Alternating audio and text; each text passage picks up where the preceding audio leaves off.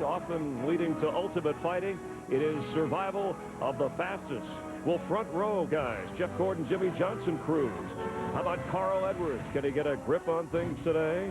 Or will we stroll down memory lane with Dale Jarrett? The answers lie 500 laps away in the Food City 500, and it's NASCAR on Fox. The weather should be okay today after rain hit here most of the weekend. From the Hollywood Hotel, we are trackside. It's where America gathers every weekend for NASCAR. A couple of guys who've owned this place. 12-time winner Darrell Waltrip, champion crew chief Jeff Hammond, and I'm Chris Myers. That's right. Bristol, Myers, and today, Squeaky. Not Squib. He's got a little bit of a... I'll be squiggy today. A little bit of a sore throat, but he is excited because we've already had, whether it's been an oil cover, tires, we've had a push here, we've had rain there. Short track racing today, what should we expect? Well, excitement. I mean, it's going to be so exciting. These cars, they just put on a whale of a show here. And I wish I could tell you how excited I am. I'm going to say, what did he say? Well, his voice, because he was hollering to be excited here this weekend. The excitement Darrell's talking about here at Bristol is like no other racetrack we go to. And the thing about this racetrack this time, it's so unique, is the fact these guys are going to be able to go side by side like we've never seen them in the spring in recent years. So the beating and the banging and the shoving, it's still going to be Bristol. But because of the side-by-side racing, you better pull them belts tight one more time, as Larry Mack likes to say. And the rain caused the cancellation of the qualifying, so we go back to the 2007 owner points last time. Jimmy Johnson on the pole along with Jeff Gordon up front. So Kyle Busch won the very first race in the car of tomorrow here at Bristol last year, but in the car now on a new surface, newly tracked resurface, Kyle is hoping to add to his points lead and win back-to-back. Here comes the wild thing. You know the man I want? Kyle Busch.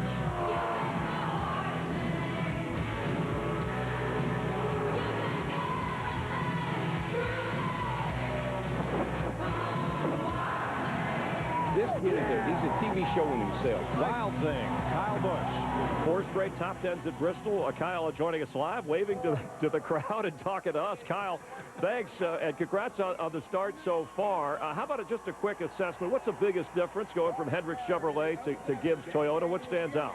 Well, I mean, the biggest thing that stands out is obviously both have great equipment. You know, the Gibbs organization and working with Tony and Denny and these guys, you know, they've got their stuff together. It's no slouch over here. So, you know, to have some fun that we've had with the Gibbs organization and with Toyota so far, we've run real well, and we've been fast everywhere we've been. So that's been cool. And, you know, just being able to keep it up front and, you know, keep M&Ms and Snickers and everybody, trying to get them back to victory lane, which luckily we were successful at last week. Hey, Kyle, it's a DW. I hope you can understand me. I can't hear you. What'd you say? Hey, you can't use that aggressive style today. You're going to have to be a little conservative. Yeah, you will. You're right. You know, we've got to make sure that that we go out there and we ride around for a while. I mean, it's 500 laps here in Bristol. You know, I don't think we're racing the weather today. Yesterday we were, and you know, we got caught up in that deal real early, like lap 15 or something like that. Just some impatientness by some other drivers and stuff like that got us caught up in that. But you know, here today, I feel like we'll be all right, and you know, we can ride around for a while and take it easy and let the track sort of come to us a little bit, get some rubber down, and you know, make it more successful. Kyle, I really need for you to listen to what we've got coming up next. I'm still not a very big fan of these things. I can't stand to drive them. They suck.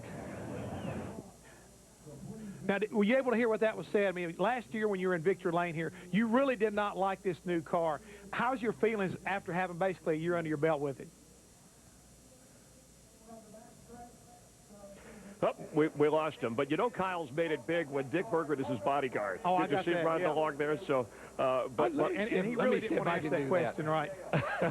you sound good. Okay. Hey, you want to make a note? Because we are at Bristol. You can write me notes, and I'll be glad to relay. You're going to have to. Yeah. All right, to save your voice a little bit, let me get your thoughts on the kind of driving style, and Darrell can relate the aggressiveness here, what he has to do on this track. Kyle Busch has been successful here, so he understands what he has to do. He does understand that, and again, the tires today are going to be a big factor, and if you get too aggressive, I mean, we know he can get up on the wheel and hustle around here. He can sling that car in the bottom, the top, no matter where it is, and make it stay going straight. But the thing is today, he's got to conserve the tires. Conserving the tires. People will get out of his way, though, I bet you. All right. They see him coming. He'll get out of his way. Hey, you'll have to conserve your voice a little bit. We have a lot more to come as we count you down to the start of today's race. Junior, the 88 car. Bristol, the 5th of 36 races, the Sprint Cup point standings. Junior moving up from 10th to 6th. How about Brian Vickers, a bit of a surprise name in the top 10? Starting with the next race in Martinsville, the top 35 drivers in this year's owners' points automatically make the field for each race, so that'll make today for some desperate drivers. Kyle Petty, Sam Hornish Jr. right now on the outside, Mayfield, Yaley just on the inside. So who's the heat on today? I think that he's got to be on a guy like Kyle Petty because of the fact he runs so well here, Chris, and he needs to get that 45 car up in there, and we've seen him do it before. But the guys like Michael Walter, Dale Jarrett, a lot of these guys, they've got to get up there today and fight hard. Don't forget the Petties have got a former champion in their stable, too, that they could use that champion for visual, move those points around. That could be a possibility. Yeah, Hornish Jr. has never run on this track, so a challenge doubly for him. All right, if you think the tire story is tiresome, what if you were driving them? Last week in Atlanta, there were no blowouts, just a blow-up from Tony Stewart, saying the tires were too hard for the track and made the car extremely difficult to drive. He finished second, but called the most pathetic racing tire that he's ever used in his professional career. After a meeting with Goodyear executives, Tony didn't budge, but he added that he spoke in frustration and apologized to the people who work at Goodyear. Now, some of the drivers actually supported Tony, were a little more diplomatic, but will the tires be an issue today at Bristol? I think they will, Chris. It's because of the fact they tried to give the tires more grip, and in the process, they're actually wearing a little more aggressively. And on top of all that, the rain we've had here has washed all the rubber off this racetrack. So these first few runs, first probably 150, 200 laps, it's going to be real dicey whether or not you can get up on the wheel and how aggressively you can attack this racetrack. The tires themselves may not be a problem, but the wear, the rubber is building up on the outside of the track. That's caused a lot of problems in practice. Real quick, some drivers handle tires, but Kyle and Tony seem to do all right on those tires. You've got to learn how to pace yourself. That's the whole thing. You got to know what you're working with here. If you attack that corner, you're going to wear the right front tire out. If you get the car loose and sideways, you're going to wear the right rear out. So you've got to learn how to be patiently aggressive, and that's what you got to do. You got to float it off in that corner. Yeah. I need Darrell Walker driving today. You got to slow down to go fast. Exactly. You got to remember that. Slow down and go fast.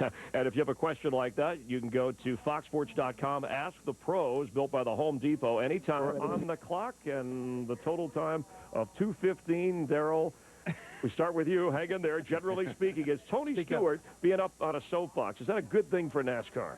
Well, it's not a good thing for NASCAR. We only have one tire company. We got to take care of them. Now, we want them to build good tires. But in my career, a good tire was a safe tire. And you got to have some performance, but you got to have safety. You like when Tony speaks up, right, Jeff? I just remember when he used to do it, and he was pretty good at that time, so I kind of like it. Okay, all right, Jeff, Jimmy Johnson will bounce back, right? 13th in points, but according to the first 4 races, worst position he's been in a season for him. And I'm telling you right now, when you look at the numbers, coming to Bristol is not a good place to turn it around. So for he and Chad Knaus, if they can get out of here, in my opinion, with a top 10 finish, it's as good as a win to get him back on track. All right. Darrell, the car, new track configuration here. Do we still see tempers getting heated or no? Well, it's a lot easier to race here now. Okay. There's more room. You can move high. You can move low. Before, you had to root a guy out of your way to get by him. Now you can dime in the corner, set him up, make a clean pass. What I don't want to see, I don't want to see these guys pointing out the window. Okay. Pass me over here. Okay. That's not Bristol. You race. You race. All right, good. I was getting ready to say, boy, we're in Bristol. What are you talking about? There's going to be some people getting mad. All right. No. Better racing, cooler tempers. All right, Jeff, for you, Greg Biffle, great turnaround. Second in points, best since 2005 for him. He's quietly up near the top. They finally got everybody refocused on that 16 car. They got a crew chief in there that he likes working with. I think everything on a whole for this 16 car is looking very positive, plus the fact I think the Cat in the Hat, Roush Fenway Racing are starting to figure out this new car. All right, real quick, Kevin Harvick, third in points, told me he's off to his best start so far, but is he championship material? Yeah, he is. I like Harv. I like what he's doing. I like him in the trucks. I like him in the Nationwide. And I love him driving Childress. He's 29. Watch this kid. He's going to be up there this year. All right, off to a great start. And both of you will start real quick. Your favorite Dale Jarrett memory? Oh, it's real easy. I love it when they did the commercials. I thought that the commercials that he did as far as driving the truck, they were just humorous, and I liked seeing them. Yeah, well, I like the Dale and Dale show. I loved it when his dad was calling him home to that Daytona 500. That first victory, that was exciting, and it was fun to listen to. Yeah, some will remember the Shane Meal, the helmet thing, but that's that's not one of his best. That's Bristol, it. It's the Dale and Dale show as we come off of turn 4. Come on, Dale. Go, baby, go. He's going to make it. Dale Jarrett's going to win the Daytona 500. Oh, can you believe it? Way to go. Hey. Man. Daryl, we're gonna talk about. Where are you going? Well, Come on, hurry, Daryl. we have a couple of minutes. He's got a little bit of a surprise. Really important here. Because of Gotta the time you won here, 12 races. Hey, surprise, buddy. Do you feel the dude? Oh, man. Ralph Santana and the folks at Mountain Dew have got you a present here, buddy. Our 1981 Buick, you won all those racing whiskeys undefeated, and it's yours. Oh, no. It is yours, man. There it is. Huh? Oh, no. Can you believe it? Oh, How many times have we been to victory lane with this car? I don't know. Huh? You want to get in? Go ahead. He's gonna hop in. Don't hurt yourself, Daryl. Did you get it all right? There he is. All right, there was a span of, 3.5 years nobody won at Bristol? This car is undefeated.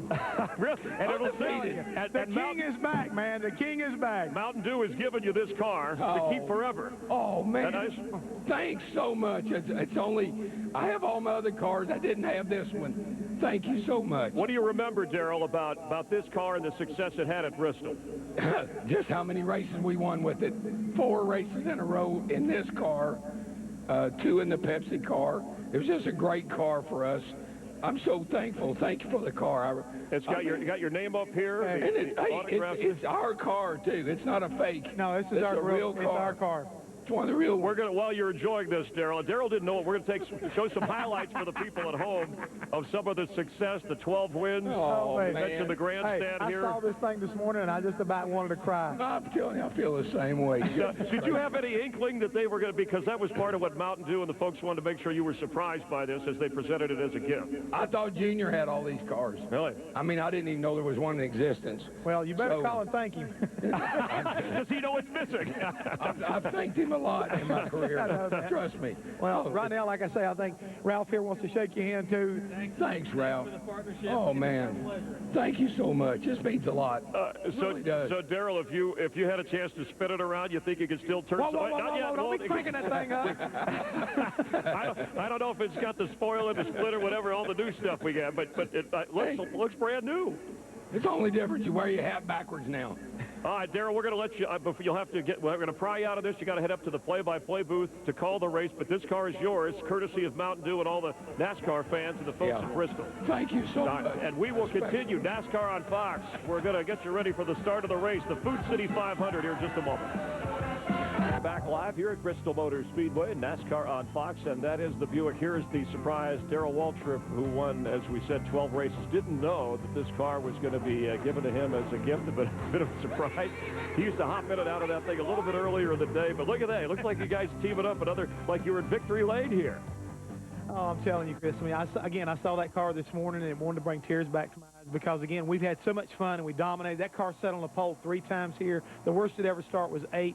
Again, undefeated. I mean, it's not too many times you get a chance to look at a car like that went on to not only never lose a race here, but won 2 championships back-to-back. Left an impression on guys. You know, Dale Earnhardt Jr. has a new paint scheme in today's race. The 88 car, the National Guard. They're also going to have a new one. It's going to look a lot like the old Mountain Dew car. Mountain Dew? Okay. Again, just like we looked at a minute ago. They're going to run a kind of like a Darlington is when he'll unveil this. We got the early model. Right there. So. And there is today's paint scheme with the National Guard mixed in with, of course, Mountain Dew. I want to talk and Amp Energy. Of course, we're amped up about the race today. Talking about guys who've had success here, we mentioned Kurt Busch. Jeff Gordon, who is a 5-time winner here up front, with Jimmy Johnson, has had 2 DNFs so far this year, but actually is not unhappy with the way that he's run. How's that? No, well, they've been competitive, and that's the key thing right now. And talking to Steve Letarte and all these guys, they've been pretty happy with the fact that they can be competitive. And with Jeff Gordon starting up front, well, you better watch out. He might have something for us. A crowd of more than 160,000 gathered here at Bristol Motor Speedway. This place sells out faster than a Larry the Cable Guy concert. 52nd consecutive straight sellout at the track. Let's head down for opening ceremonies. Ladies and gentlemen, would you please rise for the presentation of colors by the Air Force Combat Climatology Center in Asheville, North Carolina.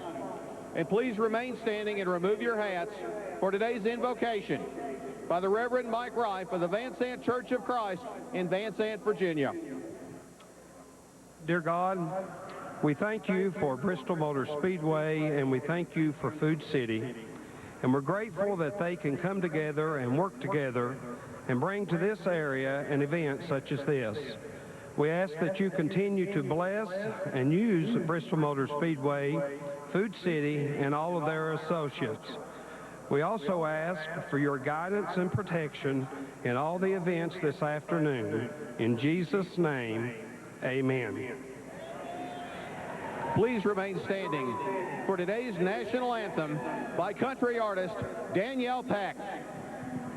Oh, say, can you see by the dawn's early light what so proudly we hailed at the twilight's last gleaming, whose broad stripes and bright stars through the perilous fight o'er the ramparts we watched were so gallantly streaming, and the rocket's red glare, the bombs bursting in air, gave proof through the night that our flag was still there. Oh, say does that star-spangled banner yet wave o'er the land of the free and the home of the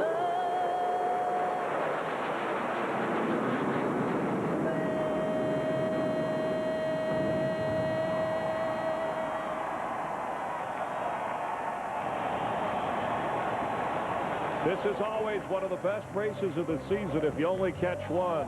Circle Bristol on your calendar. Which driver will end up in victory lane? We're going to go racing in a moment. The drivers cover a variety of topics.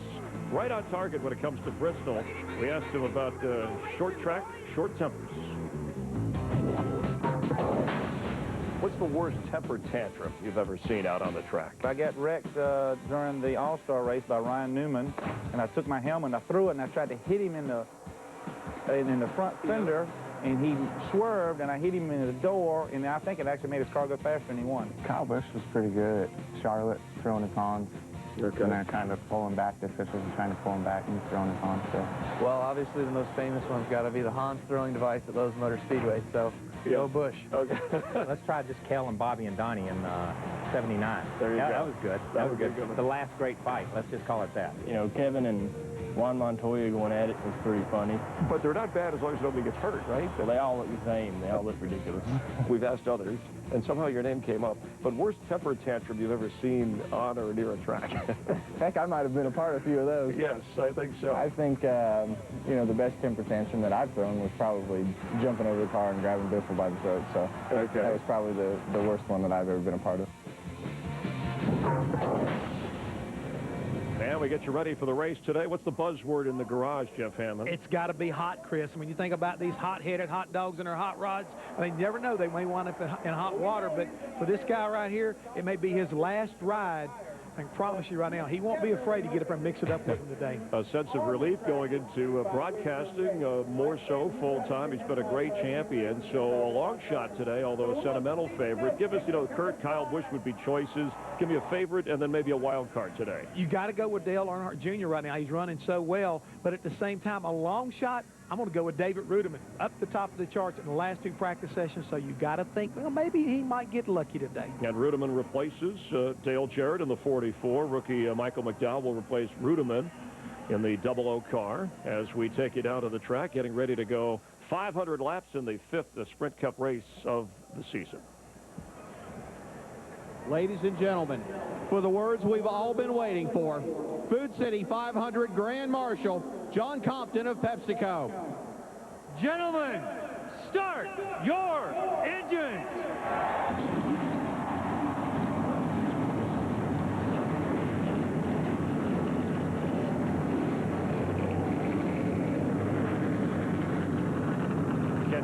22-year-old Kyle Busch win back-to-back. Will Greg Biffle get into victory lane? Will it be Jimmy Johnson or Jeff Gordon for Hendrick? Stick around. We'll find out. NASCAR on Fox. Here are the onboard views we'll bring you today on NASCAR on Fox. Hi, everybody. Mike Joy, Darrell Waltrip, Larry McReynolds with you as we get ready to race in a track that, as he flew over it and saw it for the first time, Dario Franchitti called the Roman Coliseum of NASCAR. It's an apt description, and look at the 160,000 plus fans that are here to see this race unfold this afternoon.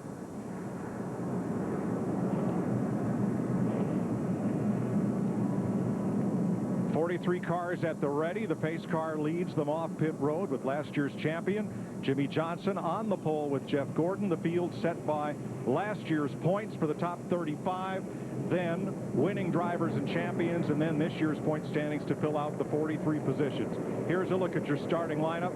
One very special driver in this field, and one of his former crew chiefs, Larry McReynolds, set to have a word with him. Hey, Dale Jarrett, this is Larry McReynolds in the Fox booth. You got a copy, buddy?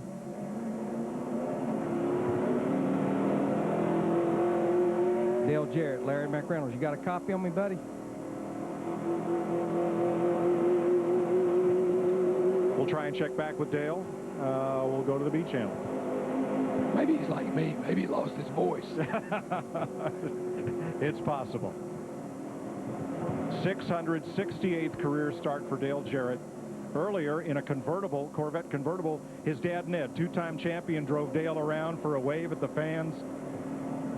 It's a very emotional day, as it is every time we come to Bristol. Hi, everybody, and welcome high atop this great world's fastest half-mile speedway with its compound banking and the COT making its third appearance. We got a lot of storylines today, but the Jarrett family is pretty special to all of us, and I'm getting choked up here, Darrell, and you're out of voice, so Larry, it's a big day. Well, it is, but this is our first short track race of the season. I think all these guys, they've had old Bristol circled on their calendar. We have some unknowns. We had a heavy rain go through here last night. The racetrack is what we call green. There's no rubber, and I think we're going to have a lot of guys that are going to be out of control when they drop this green flag, and I think it's going to be interesting to watch the comers and goers. You've got Ryan Newman, who had a fast race car. He'll be at the rear of the field because of an engine change. And how about Sam Hornish making his first start here? He's up there on row 4. It's going to be big for him when they drop this green flag. Well, I went through what Dale's going through 8 years ago, and I rode around with tears in my eyes the whole time. I'm sure he will too. Ready to race in Bristol, Tennessee. We'll mention Dale Jarrett will compete in the Sprint All-Star race in May, but this is his final Sprint Cup points race. Make it a great day with the perfect balance of flavor and refreshment. Just turn left and enjoy Budweiser, the great American lager.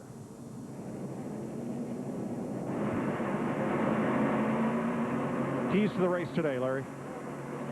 Big enough to hold all the keys, but we'll hit you on the what we think is the biggest three. You know what? We always talk about the spotter at Daytona and Talladega, but here they're going around this racetrack in 16 seconds. Your spotter has to be on their game for you. Keep the car good on exit. Where you beat people at Bristol is from the middle of the corner off. You don't beat them getting in the corner. You make that thing rotate, stay in the throttle off the corner, you'll win the battle to the next corner. And you know what? One simple word, all capital letters, 500 laps, 3.5 hours, just plain old survival. Stay around, be on the lead lap, and see who's left. This track has been compared to flying jet fighters in a gymnasium. It's also been described as when you run 500 laps here,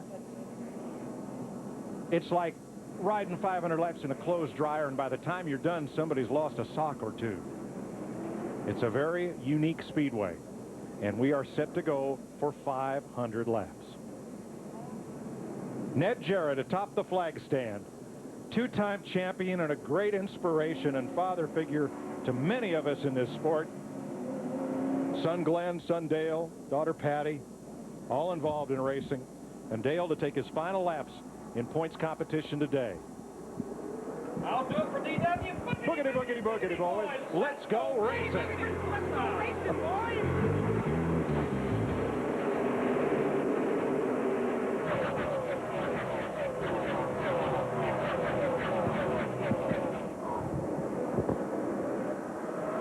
Johnson leads the first lap. Does he have a deal with his teammate to lead lap 2? Doesn't look like it. Here comes Kenseth on the outside. Hard to make a deal here. You make a deal to let somebody else lead a lap, you'll go from first to about 20. Matt Kenseth wasting no time trying to establish the outside groove.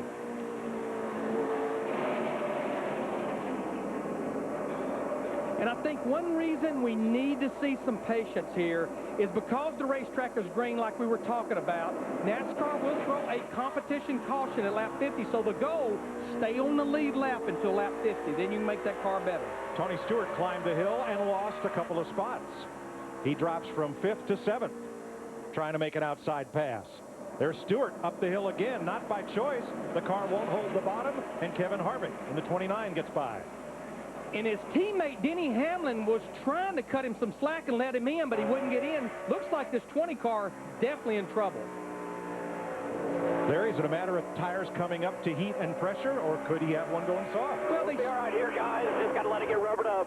There you go. There you go. They start the air pressure down quite a bit because they know how much air pressure it's going to build up over a long run. Plus, the racetrack it does not have any grip. You heard Tony tell Greg Zeppedelli, be patient. Let's let some rubber get down on this track. Battle for third. Biffle, or rather Kenseth, still on the outside, battling Clint Boyer.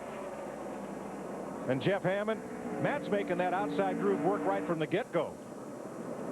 Yeah, Mike, the thing I've been watching so far, and it's been very impressive, is that outside groove, I think, is kind of like that forgiveness groove that we haven't had here in recent years. You can go up there, make passes, hold that line.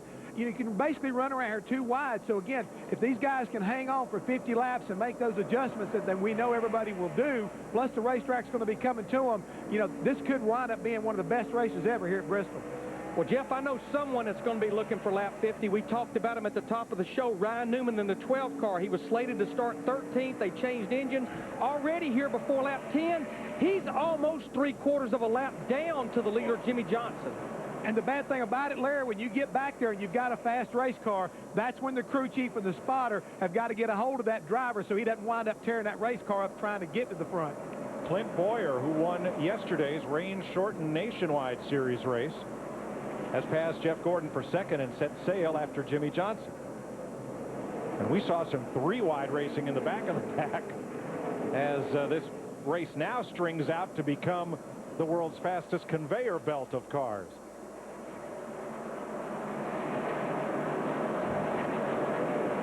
From the air, you see the leaders not too far away from catching the tail end of this pack.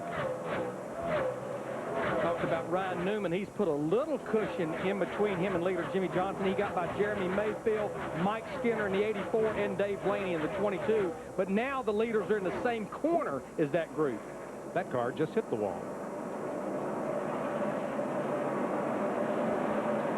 A struggle to stay on the lead lap here in the early going. And that lead battle is heating up. Here is Boyer underneath Johnson. No fight, no contest.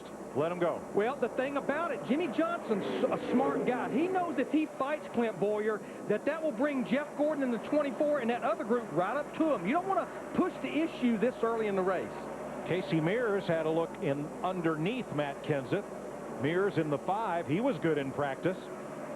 3 Hendrick Chevys in the top 5. No Chevrolet has yet gone to victory lane this year. And does Casey Mears, does he ever need a good run? He's one of those guys that they talked about in the pre-race that's in the danger zone of falling out of the top 35 in owner points, and he wants that position for Matt Kenseth in the 17. And Tony Stewart drew a bead on Kevin Harvick, couldn't make the pass. Things stacking up off turn 2. Jeff Burton had to roll out of the throttle to keep from getting into Mears. And Burton's got a mirror full of his teammate, Harvick. Then it's Hamlin, who was fastest in the first practice, and his teammate, Tony Stewart.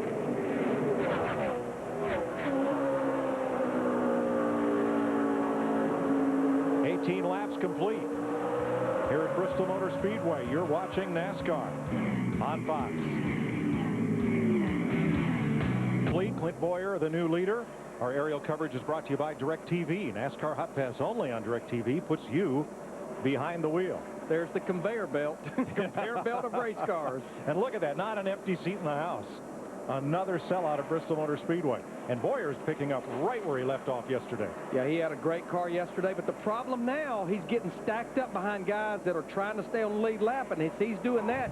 Jimmy Johnson, Jeff Gordon, and this group right here, Tony Stewart just went by. Casey Mears in the 5, Tony Stewart in the 20. This will bring them right back up to the rear bumper of Clint Boyer.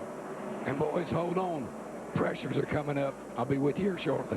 Okay. You're coming to us, and Stewart's moving to the front. Yep.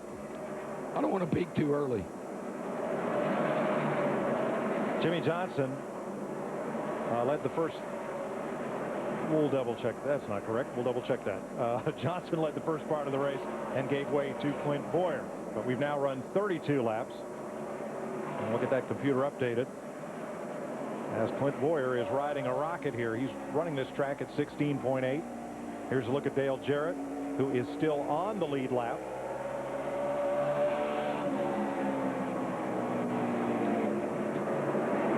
Yeah, Dale is right now, he went a lap down just about a lap ago to Clint Boyer.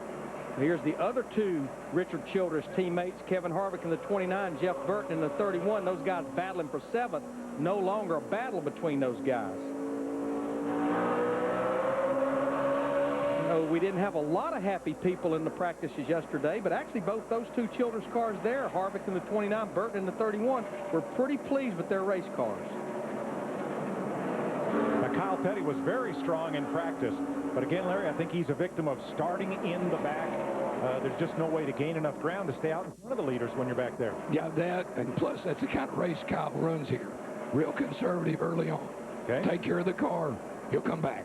But you're right, Mike. Starting at the back yesterday, watching the practice session, in the first practice, all 43 cars were out there. I think 2.5 to 3 tenths separated the entire field. Almost everyone was running the same speed. Kyle Busch just got in the back of Kyle Petty, and both cars able to continue, but there was some pretty heavy contact there. But while we're talking about Kyle Busch, now remember the field was set by the owner points from 2007. Let's take a look at this. Going down into turn 1, he runs up on the back of Kyle Petty, just squeezes up in front of Sam Hornish in the 77.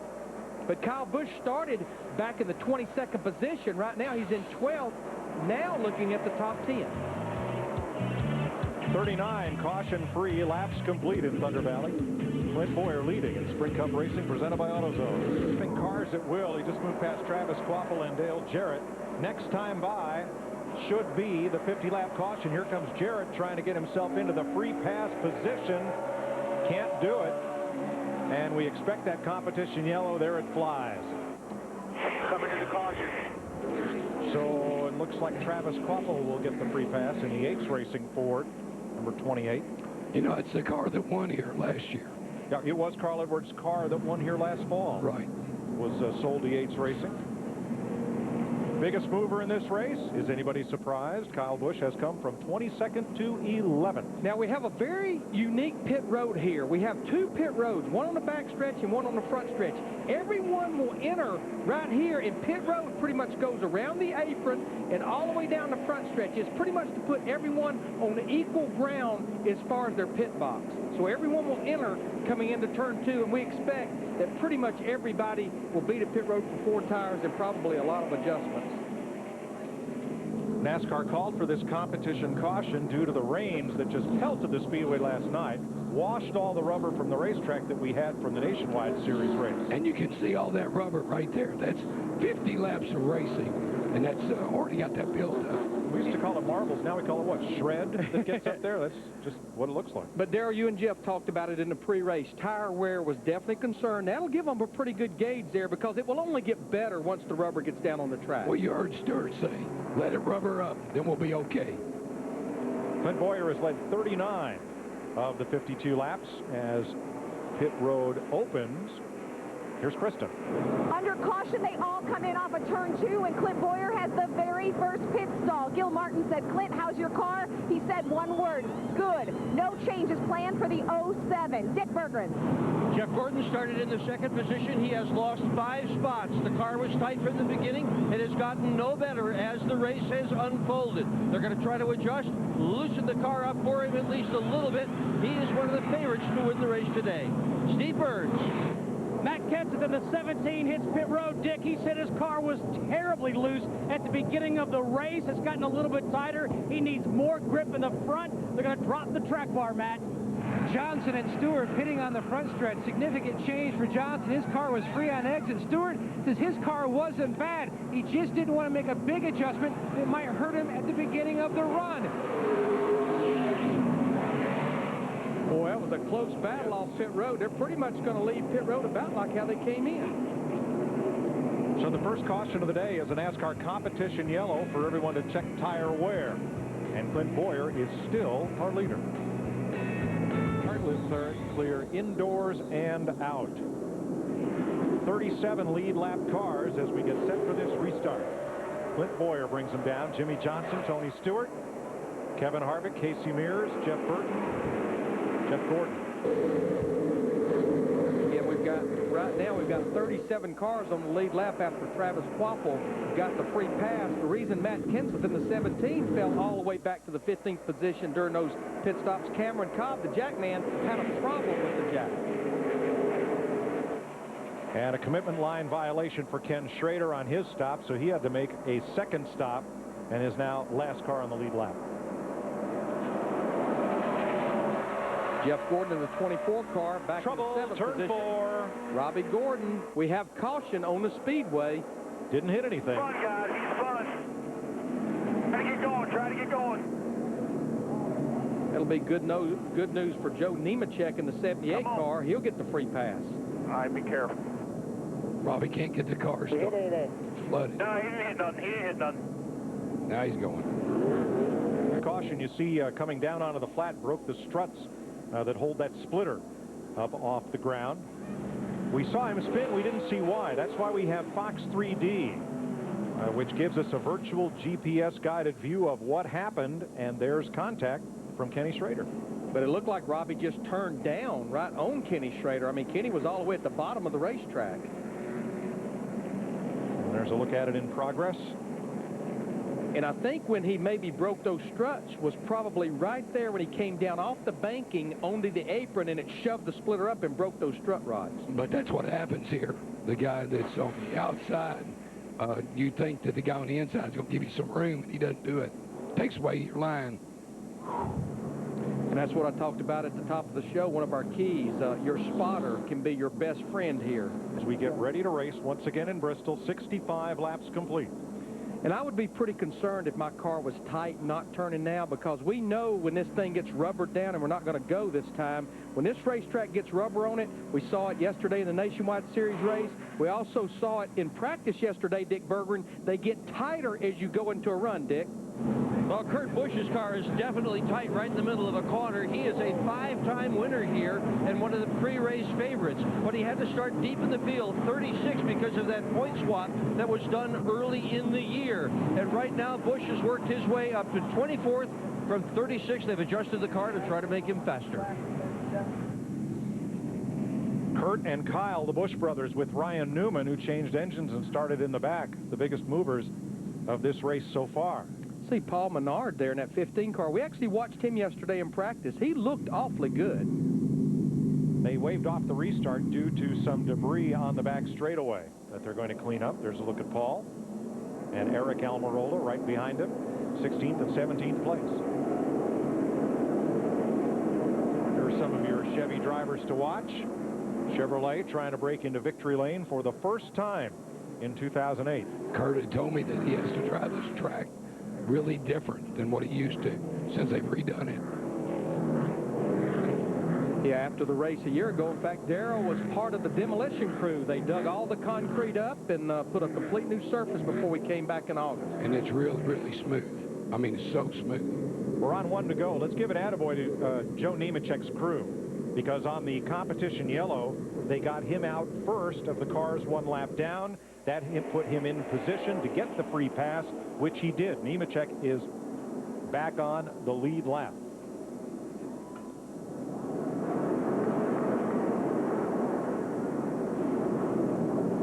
Here's our Claret & Clear to drive restart.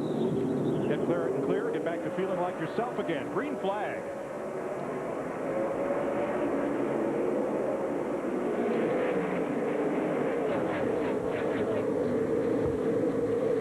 like we're going to work on getting old DW cranked up before the end of this 500 laps. So while we're working on him, what do you think? Crank it up.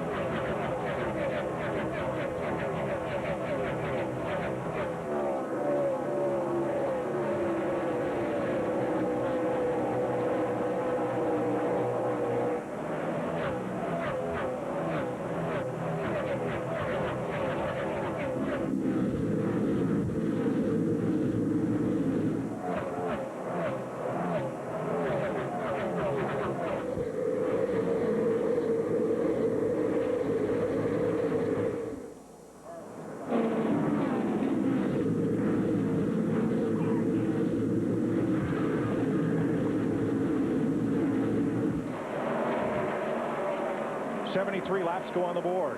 Clint Boyer again running away from Jimmy Johnson, Tony Stewart, Kevin Harvick. Dale Jarrett right now in the free pass position, one down. But here is the danger zone right here. This all stacks up from here on back. Yeah, I was going to say the danger zone is from here all the way to the back of the field right now. Jeff Burton with a crossover move on Casey Mears.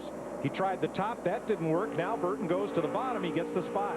Yeah, this has been a battle for fifth, and it's been going ever since the restart. Second place, Tony Stewart takes it from Jimmy Johnson. As you watch Greg Biffle, Kyle Busch try to bust their way up through smoke to second. I just believe on the long run, the one car that Clint Boyer will have to contend with is that 20 car of Tony Stewart. All three of Richard Childress's cars now in the top 5. And 5 of the top 6 are Chevys. Stewart's Toyota, the only other make represented in the top dozen. And it looks like Boyer's just picking up where he left off yesterday. Cruise control right now, Joe. Yeah. 16 flat, his last lap. Yeah, what we saw in practice yesterday is on into a run. If you could run 16 O's and 16 teens, you were actually pretty good. Now here's Denny Hamlin challenging Casey Mears in the 5 car. Denny in the 11. This is a battle for 6. When you look at Denny Hamlin in the 11, we've talked about Tony Stewart in the 20. 1 year ago, the two of those cars dominated this race.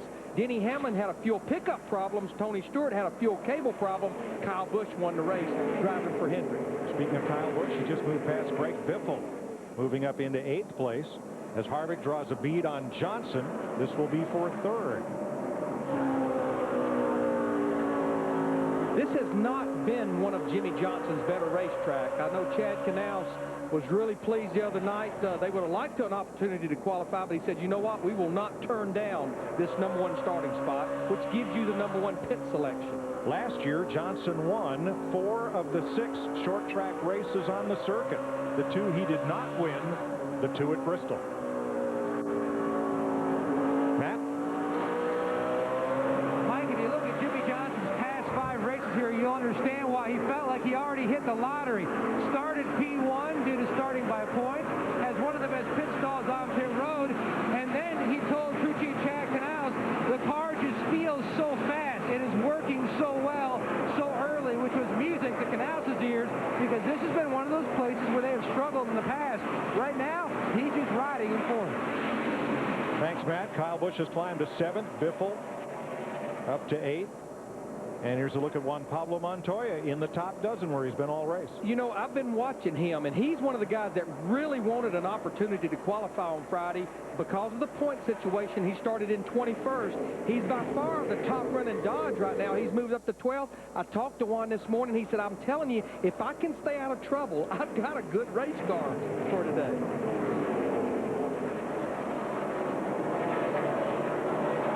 There's Matt Kenseth in the 17 car. We talked about him having that problem with the jack on the last pit stop, working his way back in the top 15. And here is what the leader dreads at Bristol. There is traffic from here to Johnson City. As far as Clint Boyer is concerned, there is nothing but traffic ahead. And a lot of these drivers are really going to struggle and do anything they can here to try and stay on this lead lap. Yeah, and even though our top 6, that they are strung out right now, Darrell just pointed out to me, this has slowed Clint Boyer down 3 to 4 tenths by catching the back of the field. Krista. Mike, you are so spot on. When I talked to Gil Martin, Clint Boyer's crew chief this morning, I said, Gil, you guys have such a good car. What is your biggest concern? Without hesitation, he said, lap traffic. We know we're going to be up front. That is going to be our biggest dilemma all day long, and that's 500 laps of lap traffic. Krista, it's not so much getting by the traffic. It's watching Big Orange loom in your mirror, because all this traffic has allowed Tony Stewart to close right up on Boyer, who now has Travis Kvapil between himself and Tony Stewart. Next week, we're off for Easter. Enjoy Easter and be with us 2 weeks from today at Martinsville, Virginia, the paperclip-shaped half-mile with its unique hot dogs and its unique brand of racing. We just pick right up where we leave off here later on this afternoon, right on to another short track. Yeah, just start with your tempers and fenders intact. Everything will be all right. Now this right here is a battle for 16th between Carl Edwards in the 99, Dale Earnhardt Jr. in the 88. Carl will take the position away from Dale Earnhardt Jr. Coming in here, we talked about Chevrolet being shut out. Who would have ever believed 4 races into this season that Hendrick Motorsports would only have 1 driver in the top 12 in points? It's the guy we're riding with, Dale Earnhardt Jr. Stewart has caught him as they work around David Gilliland and begin to pull up on Kyle Petty. Jeff, if you're in that pack, if your driver's in that pack ahead of Clint Boyer, from J.J. Yaley back to Michael Waltrip, what are you telling him other than hope for this caution to try to help him stay on the lead lap? This is exactly what happened right there. We got a debris caution right now on the racetrack. That's the way to hustle up there and keep us on the lead lap, driver. Good job. I tell you, that caution was very timely for Jamie McMurray in the 26 car. He was just about to go a lap down to Clint Boyer, but I think our leader in about another half a lap wasn't going to be Clint Boyer. Tony Stewart was just about, I think, to get by him. David Gilliland was the last car lapped by Boyer before the caution, so Gilliland has the free pass. Only 2 drivers finished in the top 10 at this racetrack in both the spring and fall race last year. Kyle Busch was one. Our leader, Clint Boyer, was the other. Good racetrack for him. Now, I think, you know, we've run about close to another 50 laps here, about 45 laps. I think we'll see these guys take advantage of this caution. Pit road will be open, so we'll know here shortly. But remember, everyone enters pit road over off of turn 2 the way this pit road is structured. 30 miles per hour pit road speed.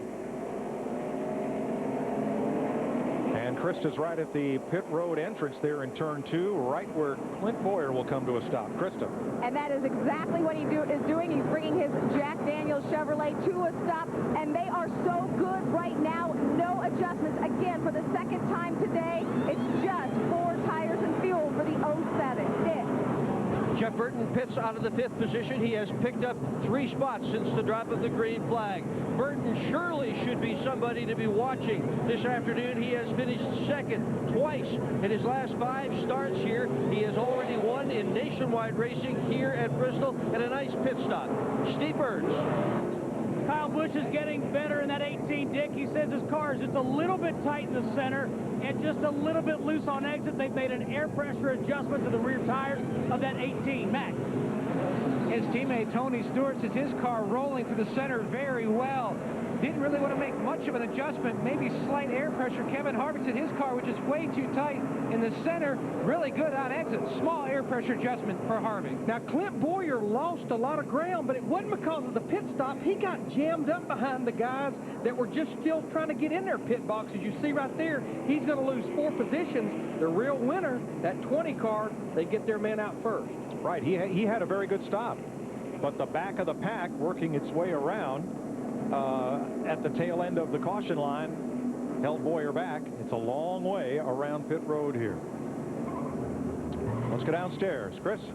All right, Mike, quick AT&T race break with Jeff Hammond from the Hollywood Hotel, and a look down below at Bristol Motor Speedway. How about Greg Biffle? Came in second at points, started 14th. A hot driver here. He's done well at this track. Never won, though, on a short track. Moving on up. And he's definitely moving on up. His car looks like it's working really well around the bottom of the racetrack. And the key thing is, and Larry McReynolds talked about this early on, you're going to win this race by running from the center of the turn back to the start-finish line or back to the middle of the back straightaway. That's what I'm seeing in Tony Stewart's car, Greg Biffle's car, and our former leader, Clint Boyer. His car was working really well in that area, and that's where they're making a lot of ground right now. And Clint Boyer leading for the first time in 4 races at this particular track. This has been an AT&T race break, and the top 4 car numbers picked by our viewers to win today's race. Here's a look at those. Watch our pre-race coverage every week to play along, and we hope you win. Let's rejoin Darrell, Larry, and Mike. Thanks, Chris. Bobby Labonte had a tire violation on his pit stop in the outside half of the pit box, and so he will restart at the tail end of the longest line. He is on the lead lap. Brushed the wall in practice yesterday. And Casey Kane, too fast exiting. He'll give up 22nd position and drop back to 33rd on this restart. Hear anything? Nobody told me anything. And that puts those guys in that box because now they're going to be all the way at the back of the pack.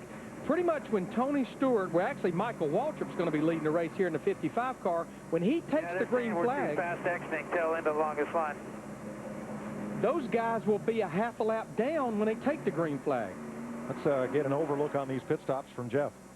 Now, y'all were talking about it, Mike, but the key thing right now with that 07 car, Clint Boyer, they had a good pit stop, but the 26 car, Jimmy McMurray, really held him up. And you talked about that, Mike, all the way around. But when you look at this racetrack, and Larry talked about the uniqueness of the way it's laid out, 2 pit roads, we've got so many good cars on the back straightaway and so many good cars on the front straightaway, and we got a lot of other guys that are basically a lap down in between them, and that could determine who winds up winning this race today if somebody holds up somebody out of pit road.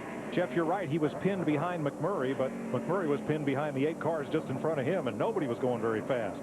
Here are our Toyota top performers. Michael Waltrip picks up the lead under this caution. Tony Stewart right behind him. Denny Hamlin, all the Gibbs cars in the top 10 as we get ready to restart for lap 100. 2 things that will work out for Michael Waltrip on this. He knows he's a sitting duck with those older tires, but he's going to be out front. He doesn't even have to battle the lap down cars. Remember, he's one of those guys in the danger zone Chris, Jeff, and Darrell talked about in the pre-race. That's 5 points for leading, which could be important headed into Martinsville.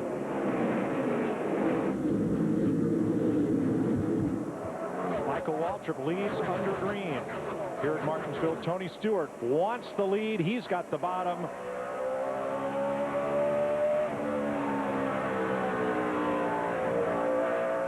And I don't think Michael should push the envelope here. He's on much older tires. You know what?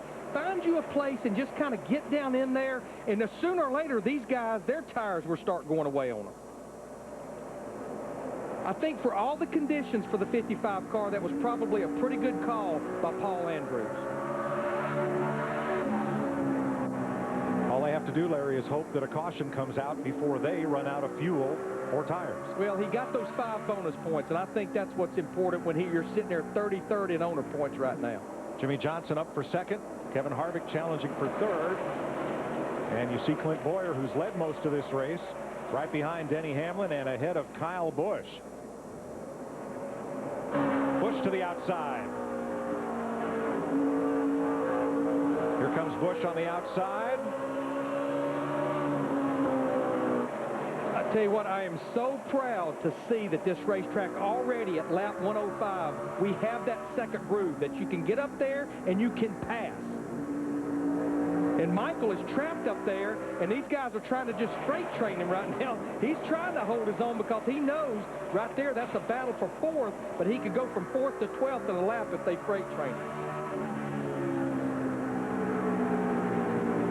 It's good strategy, Larry, but right now, you're right. Michael's in a position where his lap times are not going to be as quick as the driver is on new tires, and his idea of holding his own right now is not holding them up, trying to find a safe place to run. Well, he just don't want to get freight trained too far back because he knows he's on those much older tires than all of our lead lap cars. What Michael needs is this thing to go about 25 or 30 laps maybe and get another caution. Then it would be mission accomplished. If we have a long green run, just like Darrell was indicating to me, he's in trouble.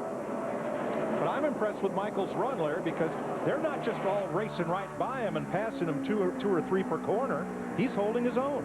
I think this tire will allow you to do that. Okay.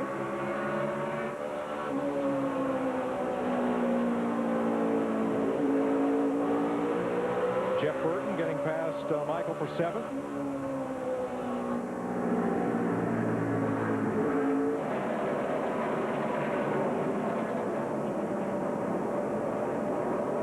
And Dave Blaney almost got together with Regan Smith last time by.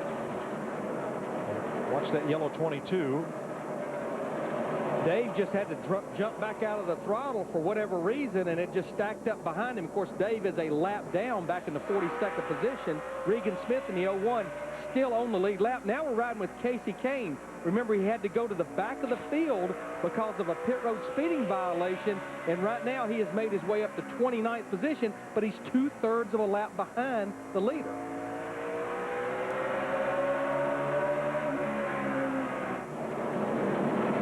Almirola in the number 8. Mark Martin returns to that car in Texas.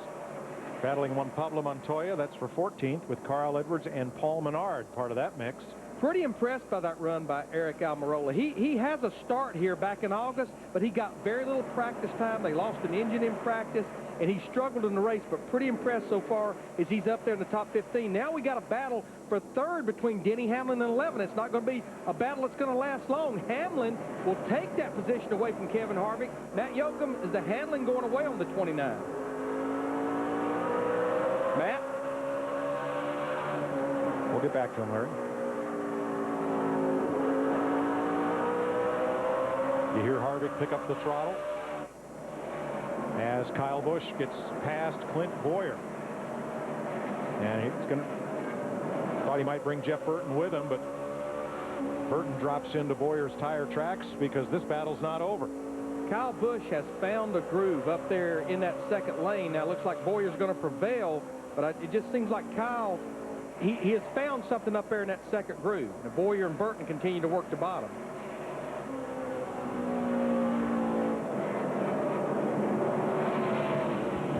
Tony Stewart has now led 17 laps, and he's out in front of Jimmy Johnson by 1 second. You're watching NASCAR on Fox, on Fox by AutoZone. Dave Blaney has spun at turn number 2. Some drivers chose to pit, but many of the leaders did not. Here's what happened to Blaney. Watch that second yellow car in the picture. Just came around, coming off the corner. We saw that happen a lot in Friday's practice. Car just wants your back to the throttle, and I'm telling you, he was a sitting duck there. They were coming at him left and right, and this is what old Digger saw looking back down the back straightaway. Our gopher cam just loops it on the exit of turn 2. Now, trying to avoid Blaney, look at the contact between Kyle Busch and Jeff Burton as the caution comes out. And you can see the 18 lock up the left front tire.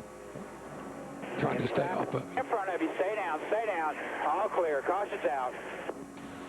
That is Darrell. He's a bit under the weather, but he is with us. And I'm sorry, folks. That's okay. Hopefully. Too much excitement. We'll get you tuned up. We got 400 laps to do it. They've got a long way to go. Now, this is where it gets interesting. It's been about 20 laps since that last restart as we get the 1 to go. We have 34 cars on the lead lap. We had about 19 of them that came to pit road. It worked out for Michael Waltrip. I was a little concerned. He was running 10th because all those other cars came in behind him. He's only lost 5 positions, so mission accomplished for Paul Andrews and Michael Waltrip. We had about the top 14 cars stayed out that caution. Travis Quaffle gets the free pass, so we will restart with 34 cars on the lead lap. Tony Stewart, your leader. Jimmy Johnson. Denny Hamlin, Kevin Harvick, Clint Boyer, the top 5. 125 laps complete this time. Green flag. I was really surprised that many cars pitted, but I think what they're banking on is that we'll run about 20 or 25 laps here, we'll get a caution, and those top 14 guys will be forced to come to pit road. They'll have the track position with fresh tires then.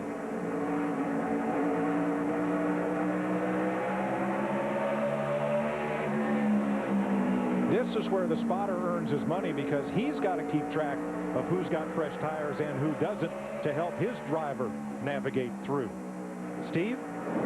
Mike Martin Truex Jr. in the one car says his car is a little snug, but he said on several occasions the front end is bouncing in the middle of the corners. In this place, even though it was just resurfaced, and Darrell did the drive around yesterday, he talked about how bumpy this place is. It's almost like a concrete highway that's had a lot of time put on it. You get those pop, pop, pop, pop, pop, pop, pop. And when the air pressure builds up in the tires, which it will over a long run, that even magnifies the problem.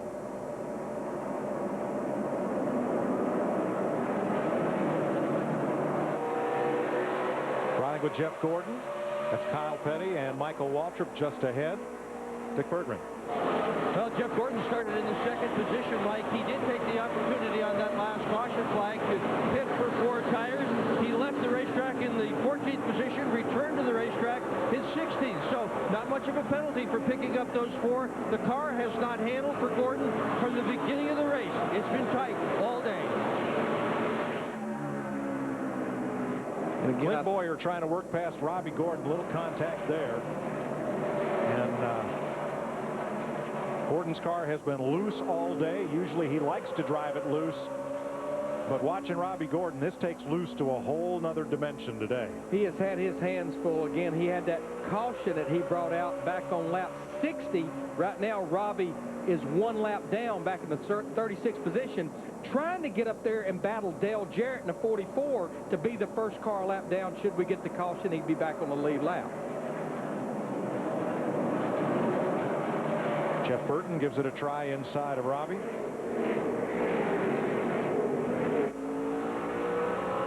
Kyle Busch behind him, and then Brian Vickers and Greg Biffle and Dario Franchitti.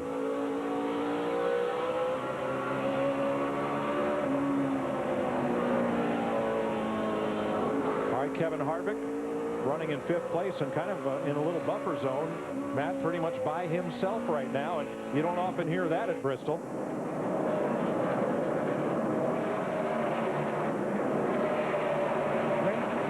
Racing with a lot of motivation is Kevin Harvick. Now, he's the guy that pays attention to detail. In fact, he likes to paint everything on the car yellow. Todd Berger said, well, if that's the case, you score a top 10, we'll paint the side skirts yellow. That's what he did. They had another, paint the end plates yellow. He got another top 10. Then the roof rails. He said, we get a top 10 today, we're going to start painting the brackets on the back of the wing yellow. Harvick, though, says the car a little too tight at this juncture. It sounds like we're going to hear that complaint from more and more guys. We've been talking about it since the drop of the green flag. Once this place starts getting some rubber on it, it's going to make these cars have less and less front grip. Tony Stewart about 0.8 of a second up on Jimmy Johnson. Stewart's teammate Denny Hamlin riding 3rd, and those 3 cars are pretty much in a straightaway by themselves. We've got Dale Jarrett, a lapped car, before you get to Kevin Harvick, Clint Boyer, Jeff Burton, and Brian Vickers, who is a lap down.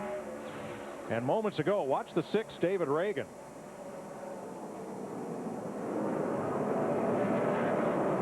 Well, David was on the bottom of the racetrack as David Rudiman and a 00 changed lanes on him.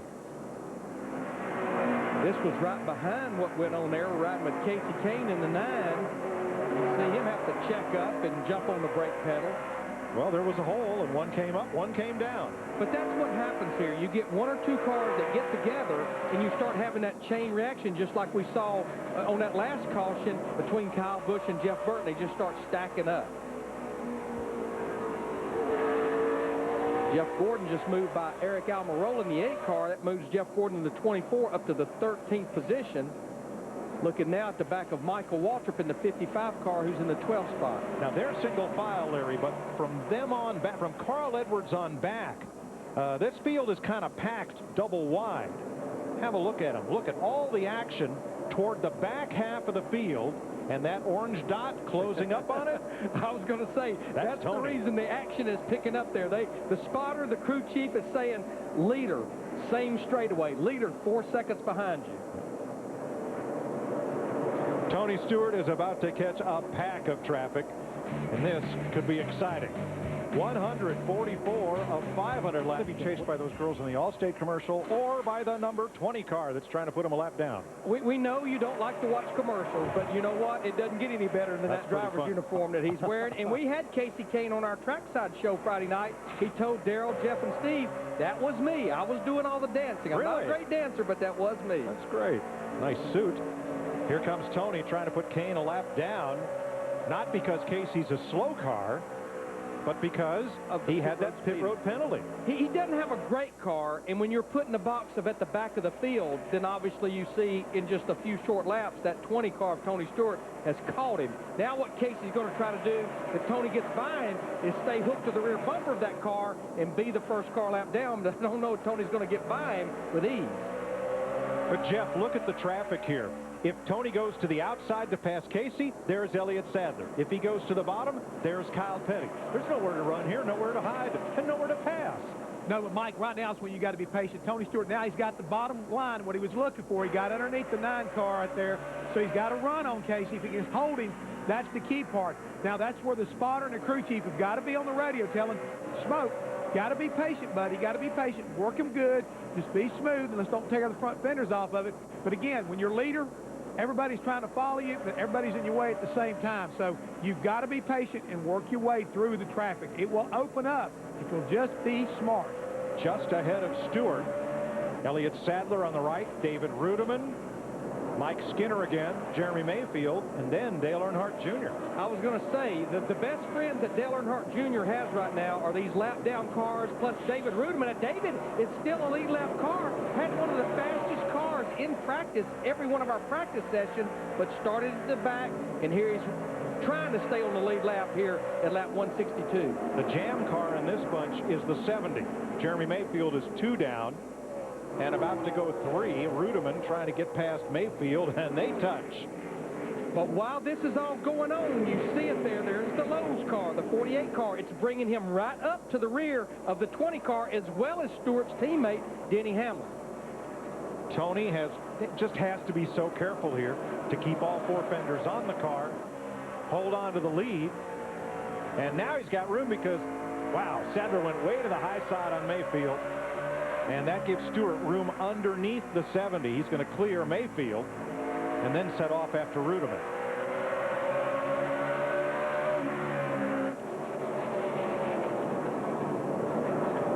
And that gave David Rudiman a lot of breathing room, along with Dale Earnhardt Jr., Reed Sorensen, and Kurt Busch, which are the next cars up ahead. But I tell you, we talked about Dale Earnhardt Jr., the 88 car. I've been watching him. He has moved that car all the way up to about 1 lane off the top of the racetrack. Look how he's diamonding the racetrack. You can see him. That's as high as anybody's running right now. Krista? Dale Earnhardt Jr. loves the high line every track he goes to. When I talked to his crew chief, Tony Uri Jr. this morning, he said Jr. wishes he could run up here. We talked about in our practice shows this weekend, there's so much rubber, the marbles that collect up there. You can't really run the high line, but like you just saw, Dale Earnhardt Jr. is pushing it as close as he can. He said on the last run he was a little free in and off, but better in the center of the turn. Trouble for Dale Jarrett, starting his final Sprint Cup points race. Came down the backstretch a lap ago, felt a tire going down, and pitted.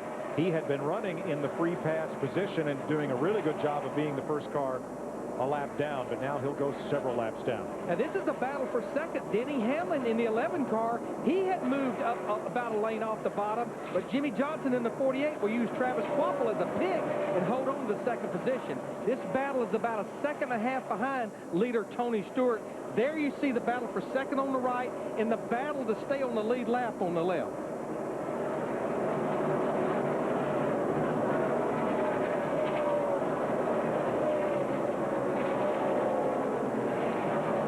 David Rudiman not going down without a fight.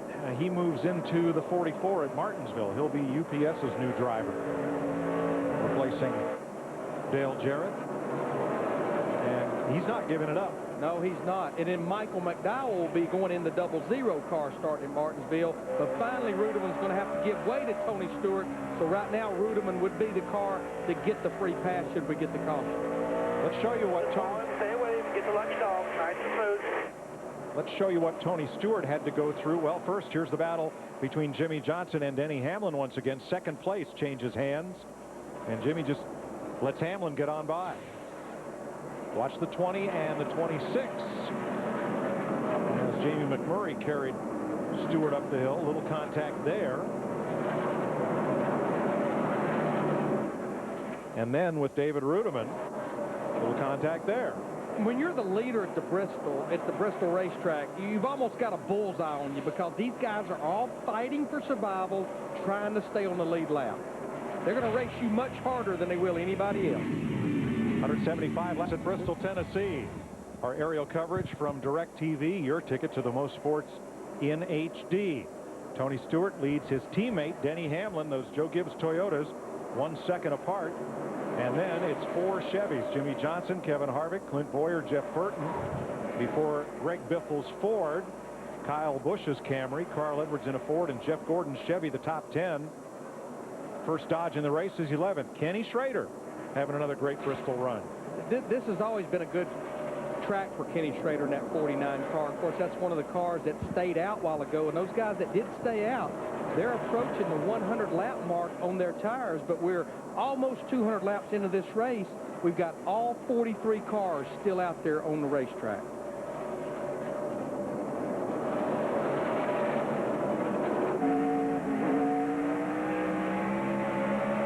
Franchitti McMurray just about hung there up off turn 4. And Kenny Schrader and Paul Menard and Ryan Newman, all those guys had nowhere to go. Paul Menard had worked his way up to the 13th position. And Schrader was, what, 11th? Damage on Bobby Labonte in the 43 car there. Now that spin and crash happened in turn 2, but it started all the way back in turn 4. Which is not unusual for Bristol. Murray can't get going. His luck has just been horrible these last 2 weeks. Wrong place, wrong time. Now watch the 40 and the 26. Franchitti in the 40 car walked up the racetrack, got into McMurray. And then Franchitti gets into McMurray, nowhere for Schrader to go, and then there they just start stacking him in. As he turned out on them, they just start stacking in behind him. It looked like they had it all straightened out, and then somebody made a sharp left turn, and they got together again.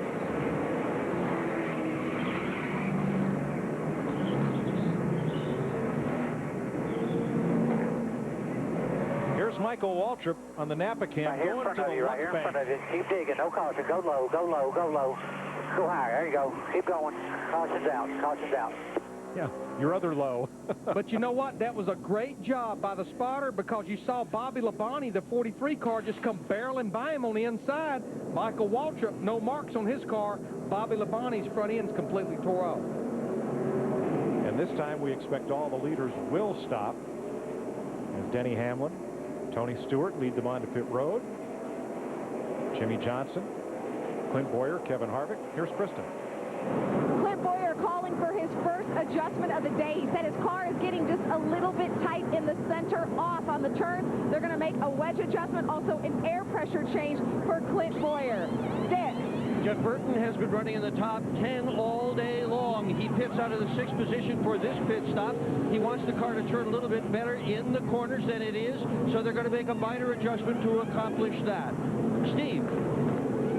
Dick, Kyle Busch, last week's winner, starting to get frustrated in that number 18 car. He says, give me all the steering you've got. I cannot turn this thing. They're going to make an air pressure adjustment and a track bar adjustment. Matt? Denny Hamlin asking for the same thing he got last time. That's more air pressure adjustment and a chassis adjustment. Meanwhile, Tony Stewart trying to keep up with the racetrack. They were going to gun for a wedge adjustment. Kyle Busch pitted out of the 9th position as we complete 193 laps. Tony Stewart first off pit road. 193 complete in the Food City 5 lap. 197. The Gibbs Toyota's first, second, and 9th. Denny Hamlin looking to lead this race and does. Gets back out in front of teammate Tony Stewart. Second time that Hamlin has led today. The way he got the lead from Stewart just prior to the caution was Tony slowed up as J.J. Yaley climbed the hill and got into the wall in front of him. And here's a look at it on the right of your screen. I almost get a feeling that Tony Stewart's spotter talked to him about the wreck happening in turn 1 a little quicker than maybe Denny Hamlin's spotter did. Now, Stewart just lost a couple more positions to Jimmy Johnson in the 48, Clint Boyer in the 07. Seems just like the start of the race, Larry, where the tires were not yet up to temperature and pressure. And Stewart rode out the first 10 laps and then went to work.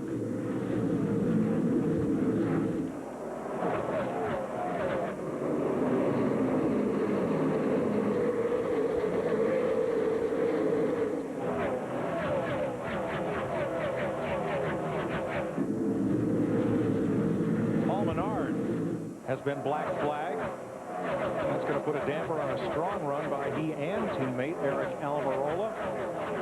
Well, he's missing the whole right side quarter panel.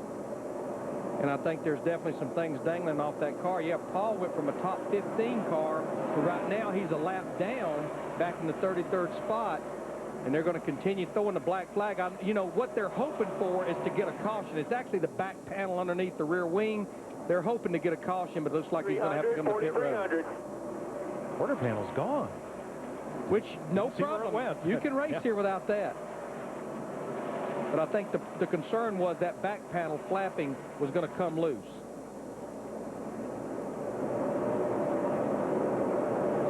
Front 4 now have cleared the lap traffic of Bobby Labonte, who was involved in that caution flag, along with Menard. And there's the back panel off. Actually, they had removed the quarter panel, which was damaged in the crash when they pitted under caution. Jamie McMurray also involved, Dario Franchitti, Bobby Labonte, Kenny Schrader, and Ryan Newman. Only Schrader and Murray have taken their cars, McMurray have taken their cars behind the wall of those in the accident. Clint Boyer in the 07 working on Jimmy Johnson for second. Of course, Clint Boyer led 39 laps earlier in this race. I think he'll eventually win this battle. And something we haven't seen much of the last 2 days here, sunshine on this speedway. And that definitely will make this track lose some grip. You know, we've not seen the sunshine since we got here on Thursday afternoon. But while these guys, they've been battling side by side for second, we're riding with Tony Stewart. It's pulled him right up to the rear bumper of Clint Boyer.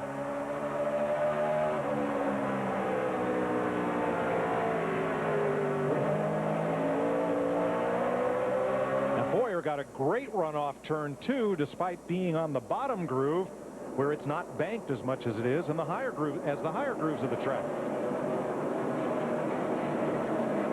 You mentioned McMurray is behind the wall. They will be back out on the racetrack. They had to do some welding on the frame, and he was also complaining about his throttle sticking, but they will get that 26 car back out there. Jeff, what does this change in the weather do for your sunny disposition and your plan to adjust on that car late in the race?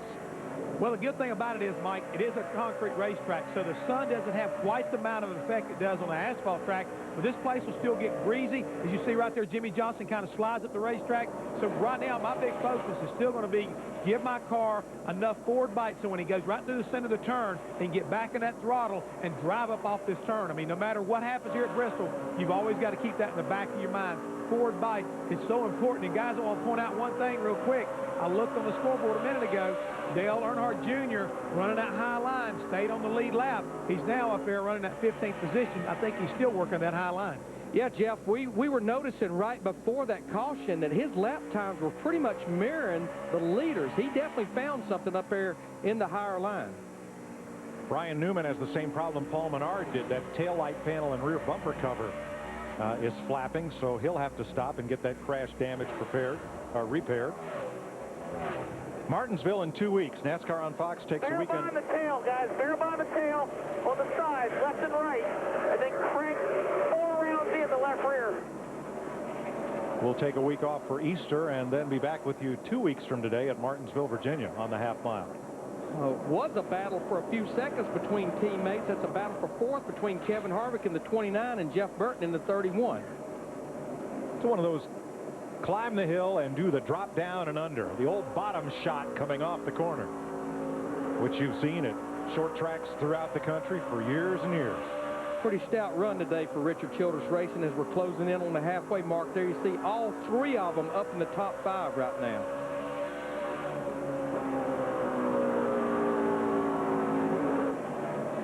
And look at two of the Roush Fenway cars.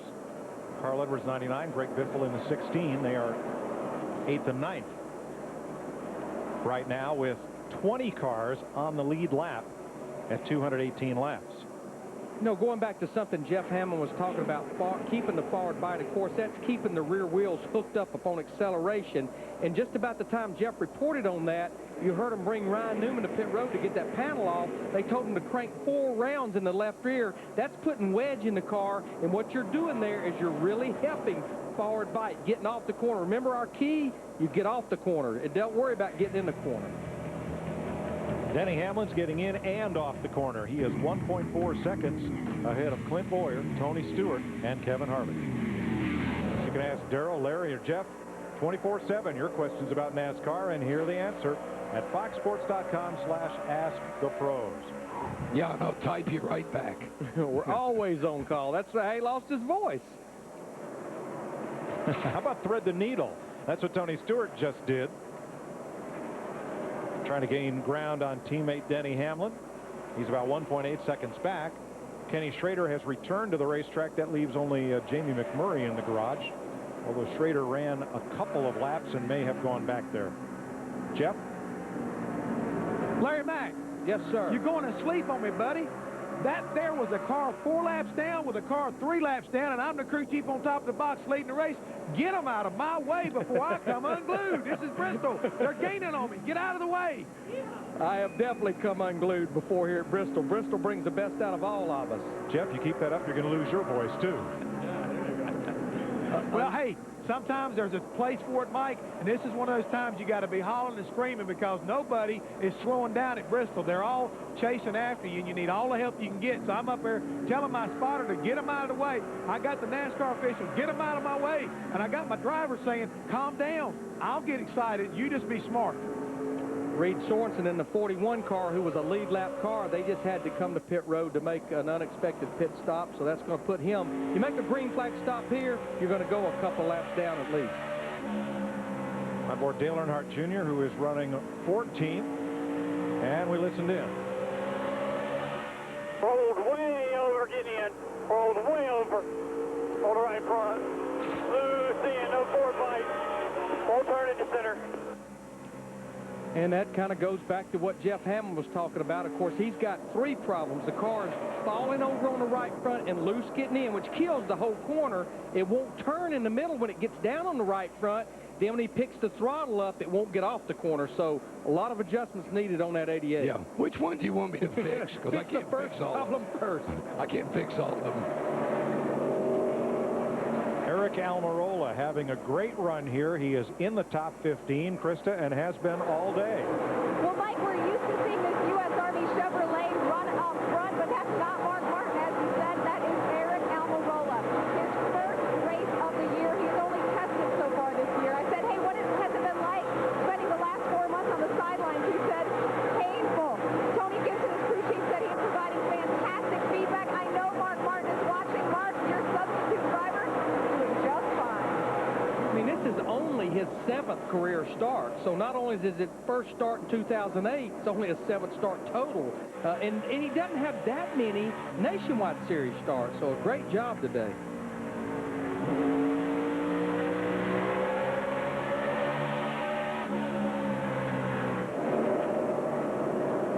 Kyle Busch trying to become a factor here. He has climbed to 6th place. It has been a slow but steady progression for the number 18 to work his way toward the front, Steve. He's been as high as 5th. He's currently 6th and just keeps nibbling away. Mike, remember when the caution came out last time, Kyle Busch said, I can't turn this thing. Give me all the steering I can get. Well, they made an adjustment, and Mike, you just said, I'm turning a lot better. In fact, now I'm on the verge of being too loose. Kyle, the winner of last year's race here, his older brother Kurt in the Blue Deuce. just picked up a spot. He moved past Matt Kenseth into 10th place, Dick. Yeah, he's really picked up the pace, Mike. He started all the way back in the 36th position on lap 116. I heard him on the radio say that they were just jump. But Pat Tryson, the crew chief, has made brilliant adjustments on that car. And a chassis adjustment to the track bar and some air pressure changes have woken that automobile up. And right now, Kurt Busch is as fast as anybody on the racetrack moving forward. Remember, he started back in the 36th position, and now he's in the top 10. We got a battle between teammates here. No longer a battle. Dale Earnhardt Jr. in the 88 will drive by Jeff Gordon. That was a battle for 12th.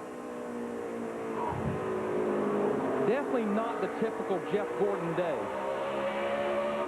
No, he has 5 wins here, and he's led almost 2,500 laps at this racetrack, but has not led today. That spot he just lost to Martin Truex Jr. to 1. Martin Truex Jr. is actually 1 lap down. Denny Hamlin just lapped J.J. Yaley, the 18th place car. Hall of Fame racing, somewhat of a subset to Joe Gibbs Racing that Hamlin drives for. Let's check with Matt on the leader. Mike, the top 2 cars, Hamlin and Stewart, both trying to score their first win on an oval since July of last year. Hamlin says it seems like the more he tries to hustle the car, the more it pushes it. Both drivers have said the track is taking more and more rubber and getting tighter and tighter. It's just typical Bristol. We have just passed halfway in the Food City 500. You're watching Sprint Cup Racing presented by AutoZone on Fox. From one seat, I've burned up just about every track that's ever been raced. The Daytona 500 youngest driver. From one seat, I've won 4 championships. From one seat, I've earned a place among my heroes. Jeff Gordon salutes Dale Earnhardt. And that seat has been in one car. Chevy, built to last, built to love. Complete. Denny Hamlin still leading. During pre-race, Darrell Waltrip was surprised with a gift of the car in which he won 4 straight races here at Bristol Motor Speedway. That Junior Johnson number 11 Buick. And I think it took Darrell's voice away. That was sweet. That was number 11 then. Number 11 now belongs to Joe Gibbs Racing and driver Denny Hamlin. And we have a new second-place car, Kevin Harvick. 1 lap ago, took second from Tony Stewart, but Harvick is 2 laps behind the race leader. And Kyle Busch has moved up to 4th, continuing his steady march toward the front. I believe they just keep making that 29 car better and better. I think this racetrack is going through a lot of transition. You're starting to see it get blacker and blacker in the corners, more rubber getting down. These crew chiefs know that over these last 230-something laps, they're going to have to keep freeing these cars up, but not make them loose, just make them turn better. Now, Clint Boyer won yesterday's Nationwide Series race. Had it not rained, Kevin Harvick might have been the driver in victory lane. He had a great car. And how about Dario Franchitti's introduction to Bristol as Jimmy Johnson and Boyer go 3 wide on him? Yeah, 3 wide will not work for long at Bristol. I know we've been talking about a high groove, but it will not work getting off in the corner. And Boyer now is going to take that position away from Jimmy Johnson. That was a battle for 6 as Carl Edwards in the 99 still on the lead lap, pulling up to the back of that group. Well, Larry, if you have a run on somebody, you can't just lift off here because who knows when you'll get another one. So 3 wide will work for an instant, not for too long. Somebody has to give before you get to that corner, though. Now, Franchitti right now is in the 33rd position, 3 laps down. I'm sure the big goal for him, just run all the laps today, run as many as possible. 16 cars on the lead lap. Juan Pablo Montoya is in that 16th position. There's a look at Franchitti, who was rookie of the race yesterday in the Nationwide Series, and is trying to fight his way into the top 35 in owner points right this minute. He's at 37th, came in here 38th. So a little bit of a gain, but not enough to get a qualifying exemption for Martinsville in 2 weeks. But you saw it there, just 16 points. That's not very many positions. Now, right now, Casey Mears in the 5 who ran up in the top 10 in the early part of the race. He's trying to stay on the lead lap. Looks like Denny Hamlin in 11 will prevail. Casey Mears getting overlapped by Denny Hamlin. And we apologize for some of the computer scoring info that we've been passing along here today. Some of it's just not quite up to date. And we'll try to get that worked out for you. No, our leader right now is fighting traffic, Denny Hamlin in the 11, but Darrell was just pointing out to me, we watch his scoring monitor very faithfully up here. The guy that they better be watching is back there lurking in fourth. We call him Wild Thing, Kyle Busch in that 18 car. What you're seeing at the top of your screen is the correct serial scoring. Some of the detailed information that's sent to us here in the booth, however. Really well done here today, bud. Way to take your time. Way to be patient here. And that's as good of advice as they can give him. Just a long way to go. Just be patient right now. Yeah, he's actually driving a smart race so far. We talked about Juan Pablo Montoya earlier. I know that they, on a pit stop or two ago, they actually threw a rubber in the right rear of that car trying to help that 42 car to turn, but now he's going to go a lap down here at lap 277. Whoa, Paul Menard just dumped Dario Franchitti. And that will bring the caution out. And Casey Mears got stuffed into the wall trying to get back on the lead lap from Denny Hamlin. Oh, my gosh.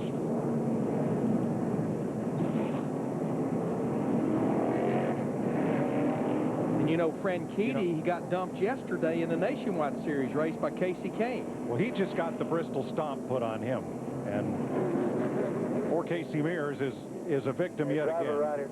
Let's show you how all this unfolded to bring out our 6th caution of the day. Going down the back straightaway.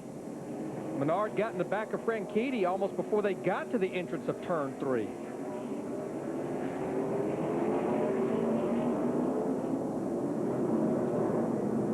can just see it almost lift the back of the car up off the ground. Looked like Darrell points out, Franchitti appears to have had a flat tire. And that's why he was off pace right there. And now here's Denny Hamlin, the leader. And Montoya's trying to get back on the lead lap. Gets into the side of Denny Hamlin, the leader. You know, I'm sure Montoya Tab Boy, his spotter, had said caution's coming out, so he's trying to get back by the leader and sends the leader up into Casey Mears, who gets into the outside wall. And the field is frozen, so can't pass the leader. Krista? Clint Boyer said he needed help center off, but his bigger problem was being loose into the turn. He needs air and wedge. Nick. Jeff Burton pits in the 5th position. He has had a good run all day. He has stopped short in the pit because Jeff Gordon is pitting right in front of him, and he's gone already. Steve. Kyle Busch says his car is now pretty good. He said, I want a little more bite, but whatever you do, don't screw up the turn. Small air pressure adjustment. Matt. The contact on the 11 of Hamlin, they were going to look at that. Curtis Markham, the spotter, did not see any tire rub. Meanwhile, his car much tighter over that run. We were overcast throughout much of the run. Same for his teammate, Tony Stewart. 3 wide coming off pit road, and it's the 3 Gibbs cars come out right together, and you'll need the electronic scoring to sort that one out. They were 3 across, dead even coming off. Our race off pit road, you see Kyle Busch looks like he's the winner. They'll have to go back to the camera look. This is from the blimp.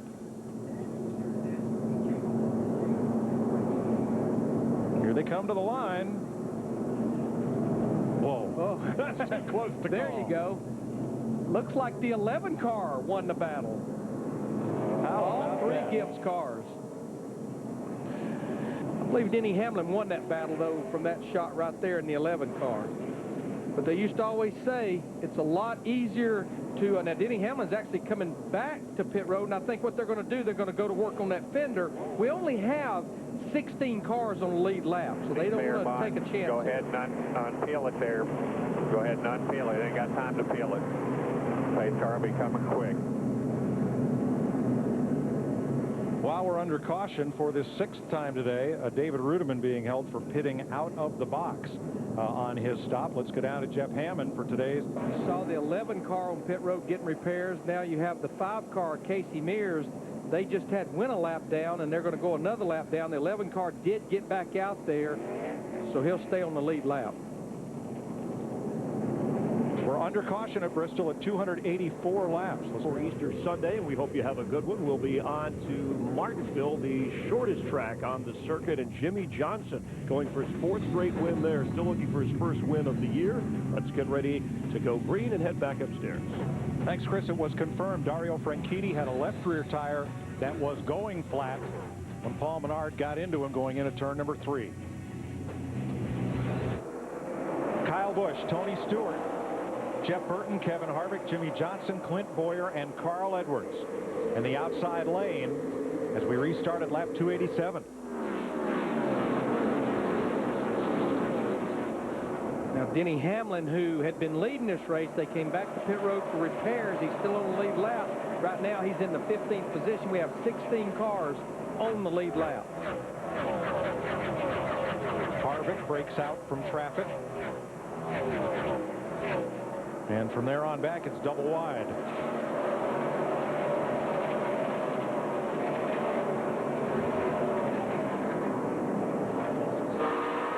Pretty much looks like the start of the race here right now, because we do have so many cars that are 1 or more laps down. We're riding with Jeff Gordon right now in the 24 car. Jeff just outside the top 12, back in the 13th spot. Spin, turn 2, the leader, Kyle Busch.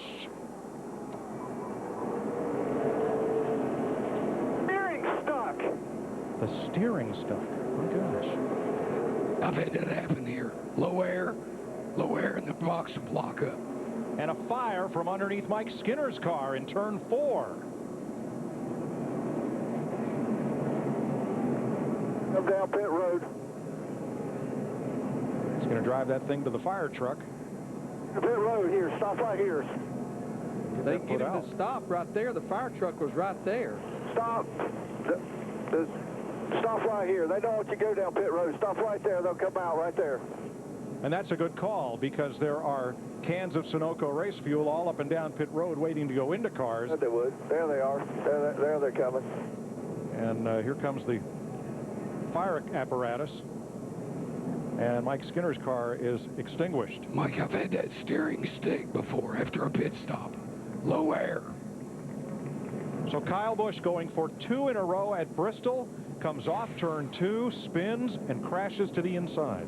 You'll see him go off into turn 1 here. Car turns good right there. You're starting to see some smoke there, like maybe he had a low tire going down or something. It looked like power steering fluid, like it blew a line off. You're probably right, Darrell, because I think that's maybe what the smoke was there. And he just had no steering whatsoever, and you're going to see him go down and get the inside wall. Remember, he comes in here our points leader. Here's Digger's view. I believe that's exactly what happened, Darrell. Something failed on the power steering, a line or something. That's what the trail of smoke was. The point leader and defending champion of this race, Kyle Busch, crashed but still out laps from now. Kyle Busch appeared to have power steering trouble that put him around and into the inside wall. You know, on your street car, if your car stalls while you're driving and it won't steer. It's like it's locked up. It's like the steering arm is stuck on the sway bar or something. But I just believe what's giving him that feel is he doesn't have the power steering assist, which is what power steering is. It's just steering assist, and I just don't think he has it, which is what the smoke was, some type of power steering fluid leak or a failure or something. Steve? Mike, that's exactly what it is. Steve Addington described it as a failure in the power steering box. They're going to have to come back around, get tires, and make sure the rear deck lid is attached. And Kyle Busch said, well, then I guess we need to get power steering boxes somewhere else then. Jeff Hammond can show us more from our Ford Fusion 360 cutaway car. Mike, Mike, what we want to talk about right now is if you have a power steering failure, and I want to point out something else. The 11 car, his teammate, Denny Hamlin, if you remember last week, they had power steering failure, and what it was, the bottom seal on the power steering box itself blew out. That might would have happened to Kyle Busch. Here's the steering box, and the seal is actually located in the bottom of this box. And with a small amount of reservoir and the way this thing pumps fluid into the box, it very easily could have blown that seal out.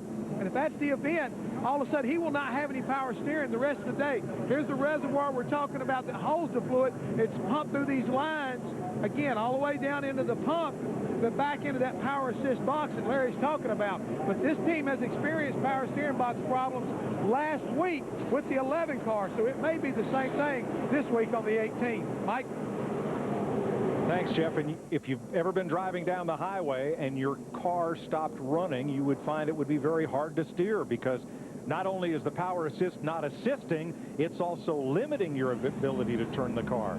Well, that's going to be a tough one to control. Well, you can get by with it at Atlanta, but DW, a little bit of a tough act at Bristol. It's going to hurt for a long time. And he's now back on pit road because the deck lid is loose with the rear wing, trying to get that fixed up. We've been talking about the drivers that have been hoping to gain ground here to get out of the danger zone and have that qualifying exemption going to Martinsville, where only the top 35 car owners. And here how things stand right now. Sam Hornish Jr. picking up a spot. Right now he would be 35th when we go to the paperclip shaped track in 2 weeks. But still a lot of racing to go here in Bristol. Nearly 200 laps left in this race as Tony Stewart will bring them around to the green flag to start lap 305. Well, there's a lot of guys didn't get a good restart. They started accordion back there, even back to 5th, 6th, and 7th.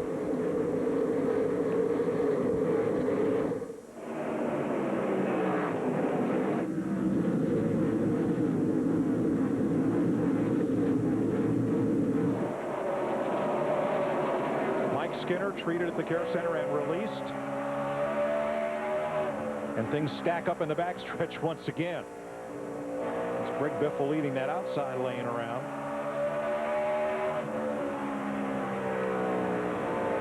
A little bit of bump and a lot of run. Burton looking at Stewart for the lead. Harvick right there. And we've talked about Kyle Busch winning this race a year ago. Remember, Jeff Burton finished a very, very close second to him. But I think the car they're going to have their hands full with is that yellow 29 car. That car is good on long runs, and they seem like they're making it better for the short runs, Kevin Harvick. Larry, it used to be that to dive under a driver going into the corner almost guaranteed you the pass. But with the new progressive banking here, where the upper lane is 2 or 4 degrees banked more than the bottom lane, that bottom shot is no guarantee of making the pass anymore. No, it's not, Mike. And you go do a race once a year at a little short track out at Irwindale. They were the first role model for progressive banking. As that banking goes up the racetrack and gets steeper, it allows side-by-side racing. Sometimes the second groove is the preferred groove. That's what's happened at a lot of those tracks, Larry. Riverside Park in Massachusetts, Irwindale, California. Seemingly, the upper groove is the faster groove, but it makes for good 2 and 3 wide racing if the track's wide enough to accommodate it. And this one may need to be, because you got 3 hungry drivers there all wanting that lead. Stewart, Burton, Harvick.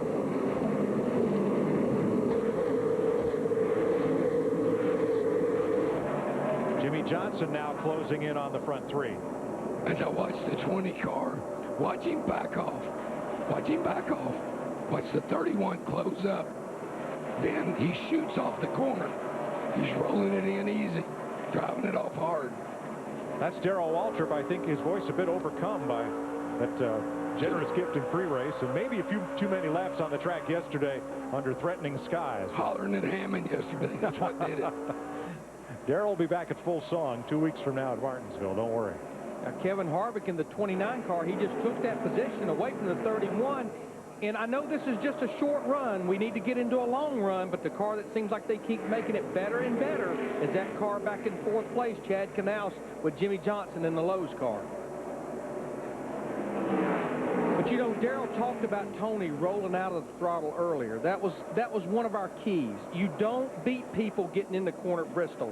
You beat them off the corner, and that will prevail because you carry that speed all the way down. Even though the straightaway is only 650 feet long, it's important to carry that speed all the way down that straightaway.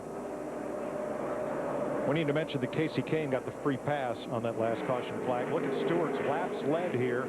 The last 3 trips to Bristol, last 2 spring races, he has led the most laps.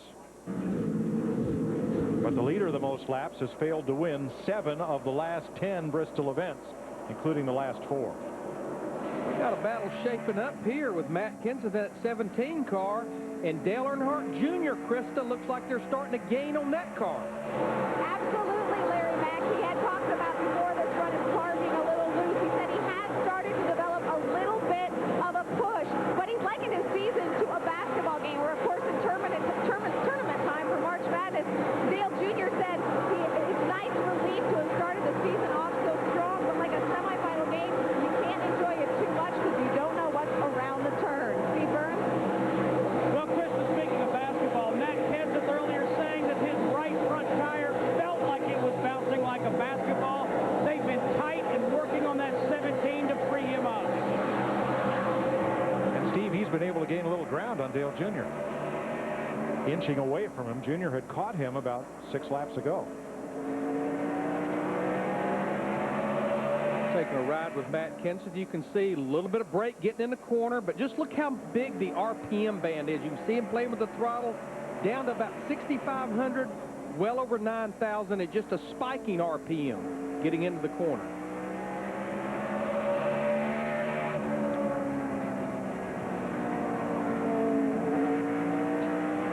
See, Matt is about 6.5 seconds behind leader Tony Stewart. Tell you a guy I've been watching, Mike, he's kept his nose clean, is David Gilliland in this 38 car. He started back in the 32nd position for Yates Racing. He stayed out of trouble, and right now he's sitting there in the 13th position, battling Scott Riggs in the 66, which Scott is actually 1 lap down. But that's a great run for David. That group, they need a great run. That sponsor on that car, right now it only goes through Talladega. And the other Yates car is sponsorless with Travis Quapple. Although they have on the hood of Quapple's car, it says $11 million.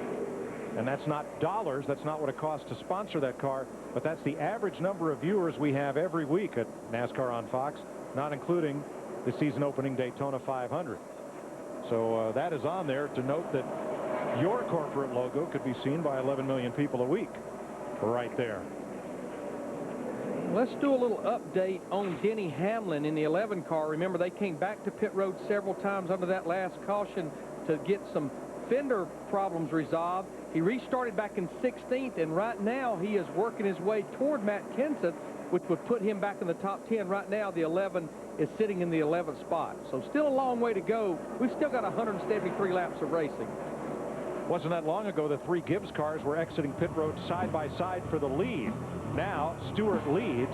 Hamlin is 11th, and Kyle Busch, after his crash, is a lap down in 22nd.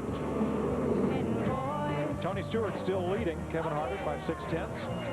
Text RACE to 75555 to get your NASCAR Love ringtone, or go to Jamster.com, keyword RACE for details. You can download the whole song at iTunes. Tony Stewart right now he's just overlapped Kyle Busch. Kyle had a little difficulty getting past Sam Hornish, had to back out of it, and Tony took advantage to move past his teammate and now put Kyle 2 laps down. But I tell you, Darrell pointed it out. Where that 20 car is so strong is where he gets back to the throttle. The car just lunges off the corner. Go back to something Jeff Hammond was talking about earlier in our broadcast. That car has good forward bite. When he puts the power down, the car takes it. He's able to stay in the throttle. Right behind him, the 2nd place, number 29 of Kevin Harvick. Matt's in his pit. For about the first time today, Mike, his car has gone to the free side. Now, his spotter, Billy O'Day, was telling him that the 31, his teammate Burton, had moved to the line that Harvick was running and seemed to pick up, and Harvick said, I've had to adjust mine because the car went to the free side. Mike, you talk a lot about how things happen here fast. Harvick's spotter Is 3 going to be enough? Because, oh, yeah, things happen fast here. You got to be ready for it. Yes, they do. About 16 seconds a lap it happens here. You know, Tony Stewart has not moved away from Kyle Busch at all. In fact, Kyle is giving Tony fits right now. Yeah, you just go on. You go ahead. And you know what? Right now, the 18 car is not a factor because he's still 1 lap down, and we're getting down to 150 laps to go. Don't just sit there and get aggravated by it. Just let him go on. But this yellow car is a factor. Kevin Harvick wants the lead from Stewart.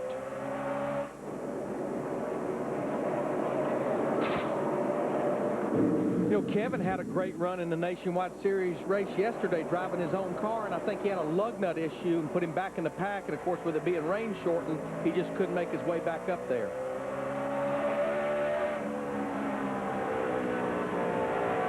Harvick is going to get the lead. And Stewart did not challenge there. He knew that 29 right now is a little bit better than he is.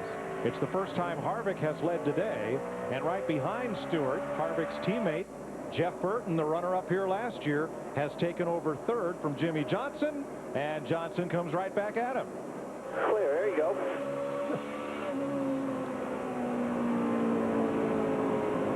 Matt?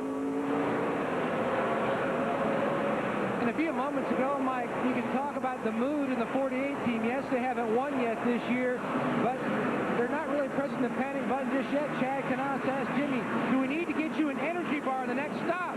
He says, no chance of that. We're just rolling right along as well. I do know you did play a lot of Guitar Hero last night. Didn't it, Burton? Jeff Burton has slipped from second position to the 4th spot. He has lost the rear grip in the car and said he is sliding all over the place.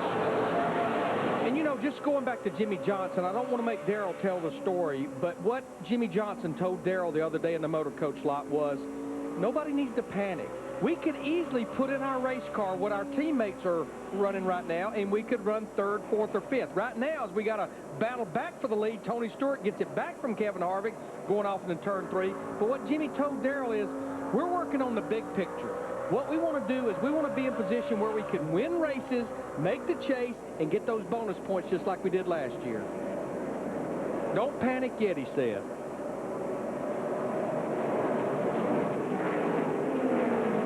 Johnson and Burton about 1 second behind Tony Stewart, who's gone back out front of Kevin Harvick. One up on top, one on the bottom, and now lap traffic comes into play. 29's coming with him. Outside. And Tony Stewart starting to arc the high groove. Now he goes to the bottom on Elliott Sadler, and who's right in front of him? Kyle Busch, his teammate. Meanwhile, a little further back, Denny Hamlin has reappeared in the top 10 in that FedEx number 11. He just went by Dale Earnhardt Jr. in the 88 car, so that'll move Denny up into the 9th position. Turn 4, Jarrett almost up and into the wall, but he missed it by inches. We stay green.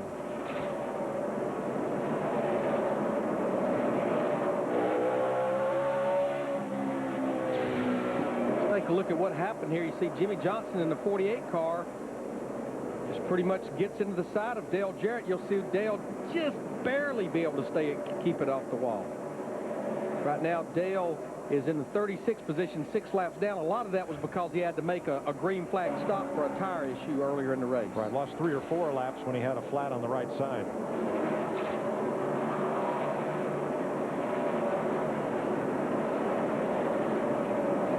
Tony Stewart, Kevin Harvick, half a second apart. Jimmy Johnson, Jeff Burton, Clint Bowyer, your top 5. NASCAR Sprint Cup Racing on Fox, presented by AutoZone, is sponsored by UPS. Thanks, Dale Jarrett, for 7 unforgettable years. It's been a great ride, Dale.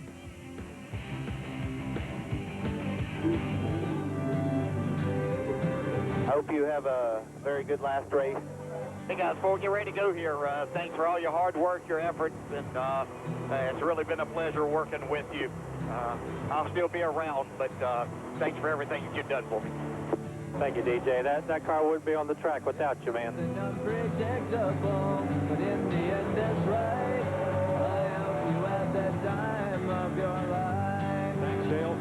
at Fox.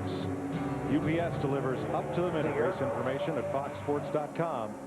Keyword Fox Tracks. 32 wins, including one here in the night race in the fall. For Dale Jarrett, 668 starts and a championship. Tony Stewart has passed Kyle Busch. That puts Busch 2 laps down and thus not eligible for the free pass should a caution come out. Tony still just half a second ahead of Kevin Harvick. Jeff Burton within 1 second of the lead. Then Jimmy Johnson, and Greg Biffle has fought his way up to the top 5. I'm going to say, I've been watching this 16 car, and it's like they've really just been adjusting on that race car. He comes in here on the heels of 2 consecutive top 5 finishes, came in here second in the points, and he just passed Clint Boyer a few laps ago to break back into the top 5. As we stand right now, Kyle Busch would still leave here leading the Sprint Cup standings with Harvick second and Biffle third. Tony Stewart would climb 4 spots up to 4th and Jeff Burton 5th. The good news for Kyle Busch, I know you mentioned he's 2 laps down, and we still have a quarter of this race to go, Mike. But Turn 2, Johnson goes around after getting into Jeff Burton. No caution, keep digging. We discussed them. Caution is out now. The caution is out. Caution's out. Good save there, bud. There was a slow car holding them up as they tried to thread the needle. They got together, and Johnson cut it hard left to keep from crashing Burton. Burton, of course, was battling Robbie Gordon in the 7 car. Robbie's a lap down. Jeff came down the racetrack a little bit, and Jimmy did all he could try to do to stay off of the 31 car. That'll put us under the 8th caution flag of the day.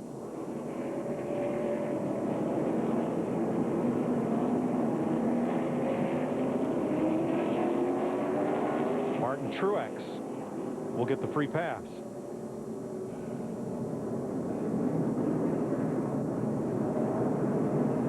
Oh, go for Cam Digger. He's had a workout these last couple of weeks. Inside. He's got a headache. Nice save, bud. Keep going. No caution. No caution. Caution's out. Caution's out. And pit road's open. Jimmy Johnson stayed in the 6th position. Krista, this could be a critical stop. We're getting down near the end. Absolutely. The 017 just said, make sure you pack it full of fuel. Those were the words from Gil Martin, the crew chief. Clint needs to turn just a little bit better in the center, but he does not want to lose his entry, so a minor change, a small air pressure adjustment in the right rear. Dick. Jeff Burton, after complaining the car was sliding all over the place, managed to pick up another spot. He pitted out of the 3rd position. Now they're going to make a minor change in the car to try to help it turn just a little bit better. Steve. Greg Biffle said to crew chief Greg Irwin, hey, I'm pretty good. Just put some tires on it. Just a small air pressure adjustment on the 16, Matt. Tony Stewart, the leader, wants to go a little more of the track bar adjustment they made on the last stop. Meanwhile, Kevin Harvick, he says, I just need more rear grip. And the sun is out once again. Good stop by the 20 guys. It was, Matt. They'll be out first ahead of Harvick, Burton, Johnson, and Biffle. Johnson brought the caution out, but he's going to gain spots on pit road. How about that? Green flag to begin lap 382. Kyle Busch restarted alongside Tony Stewart, trying to get one of his 2 laps back. Didn't happen. Stewart took off. So did Kevin Harvick and Jeff Burton in hot pursuit.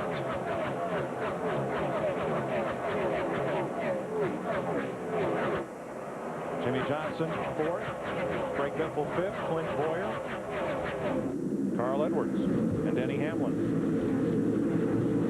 Matt Kenseth's 9th, Dale Jr.'s 10th, Kurt Busch 11th, Eric Almirola having a great race 12th, and surprisingly Jeff Gordon mired back in 13th. He's had a push all day and has not been hardly a factor at all in this race. He's really just caught the cautions right because he's been on the verge of going a lap down a couple of times in this 24 car.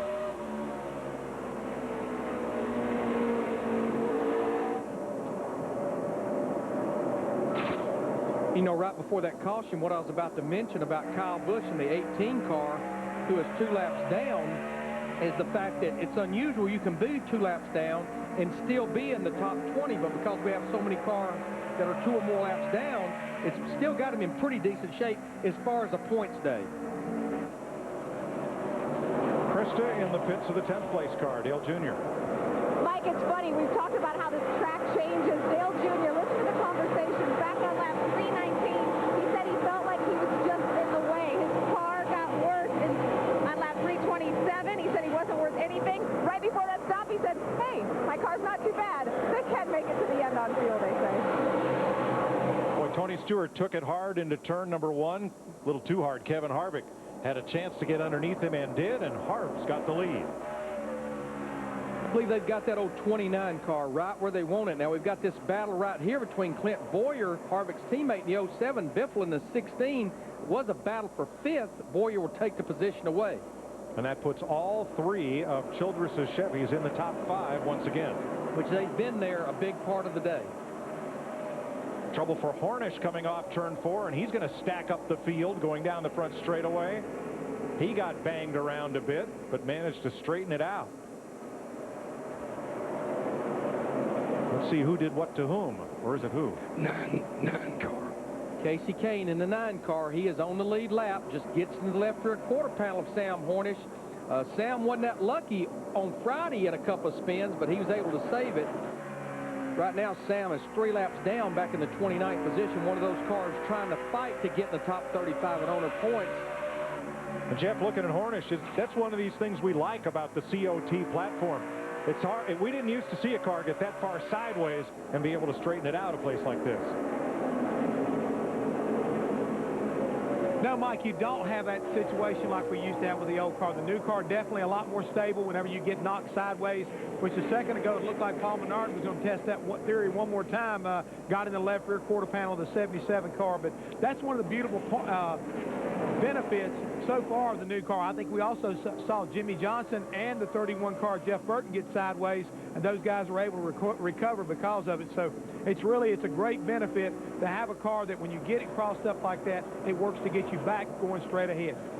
And Jeff, Darrell just pointed out to Mike and I that Jimmy Johnson in the 48 on that last situation over in turn 2 was able to drive out of that what would have been a spin. Yeah, exactly, Larry. And that's we've seen that several times this year, whether it's been on the super speedway or on the short track. This car is a lot harder to wreck no matter what the situation may come up to be. And we've seen a lot of beating banging going on down. It was great to see some of the side shots from the in cars and see the donuts down the side of these cars, realizing we're back short track racing one more time, guys. This is the kind of racing we all grew up doing, and it's great to see it. You can see the donuts right there in the middle of the number 7 off of Robbie Gordon, and probably another one getting put on right then by Eric Almirola to the 7 car. So good side-by-side racing here at Bristol. Eric Almirola has been the story of the day. They just made more contact down the back straightaway. Jeff, I think Eric has had about all of Robbie he wants right now. Remember, Eric is on the lead lap sitting in the 11th spot. But he's the rawest of rookies in this field, Larry, and has just had a tremendous drive as we watch Denny Hamlin powering past Carl Edwards and taking over 7th. It's been a long run for Hamlin back toward the front. And as Casey Mears returns to the track, we now have all 43 cars back in the race. Jamie McMurray came back in a while ago, so despite a couple of big crashes, everybody's running. Yeah, Mike Skinner's back out there. We found out what that fire was. We've been talking about the accordion effect. He stacked up and busted the front oil cooler, but they repaired it. He's back out there. 100 laps to go in Thunder Valley. You're watching NASCAR on Fox. Tony Stewart by half a second. As today's aerial coverage is brought to you by DirecTV. NASCAR Hot Pass only on DirecTV puts you behind the wheel.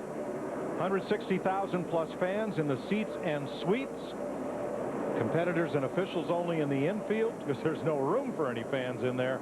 And they are watching Tony Stewart close up on Kevin Harvick once again for the lead. Stewart has led 185 laps today. This will be the 3rd Spring Bristol race in a row in which he has led the most laps. Hamlin coming after Jimmy Johnson, 5th place, as Denny Hamlin continues to fight back from that incident earlier. I've been watching this car, and the problem was they came back to pit road on the 6th caution back on lap 279, repaired the front fender, so that was about 130 laps ago, and as we got a battle for the lead again between Kevin Harvick and Tony Stewart. And they're starting to get in some heavy lap traffic now. Stewart powering around the outside. Back to the middle groove. Mike Skinner just ahead in that repaired car after the fire earlier. And Stewart Motors on pass with 85 laps to go. But you're right, Larry, a lot of traffic right in front of the leaders now. Well, and that's great news for guys like Jeff Burton, Clint Boyer, and Denny Hamlin, who I was just talking about before we got that battle for the lead. I felt like maybe Denny was going to need the aid of a caution to get back up there, but I think he's got a good enough car to almost get there on his own, pretty much with 84 laps to go, because they restarted this race back in 16th just a little over 100 laps ago, so they have got up there without the help of a lot other than just the fact of the performance of their car. Let's check on the leaders. Matt? Nice rebound for Hamlin and the 11 team, who's led 90 laps today. His biggest hindrance is just being tight. The majority of that, Mike, has been because he's been stuck in traffic, just trying to be patient, methodically working his way back to the point. Denny Hamlin 3 seconds off the lead as Stewart and Harvick carve their way through traffic, passing Kyle Petty. Well, here's the example I give you. Again, Tony Stewart is starting to fight traffic. He just ran a 16.75. The lap before this, Denny Hamlin ran a 16.47 because Denny has pretty much an open racetrack. The lap cars is Denny Hamlin's best friends right now. The next car in front of Denny, though, is one he's got to battle for position. That's Clint Boyer in the 07. How about Boyer, Krista? Mike, Clint Boyer is scratching and clawing his way, trying to get to the front, because he said if he can get to the front, they can set sail. He told Gil Martin, his crew chief, I can get out front. I don't think anyone can catch him. Right now, he's got his hands full with Denny Hamlin, that 11 car. I think Denny, he keeps kind of working around trying to find a way to get by Boyer. They keep catching lap traffic the wrong way. You can see Denny Hamlin starting to work that high side just a little bit. We've been talking about this a lot, trying to diamond the racetrack, but now he's going to go to the inside of Boyer. Nice bottom shot for Hamlin coming off turn number 2. Got him a run down the hill and got him the momentum to make the pass. Still, Hamlin is 3 seconds behind the leader, his teammate Tony Stewart.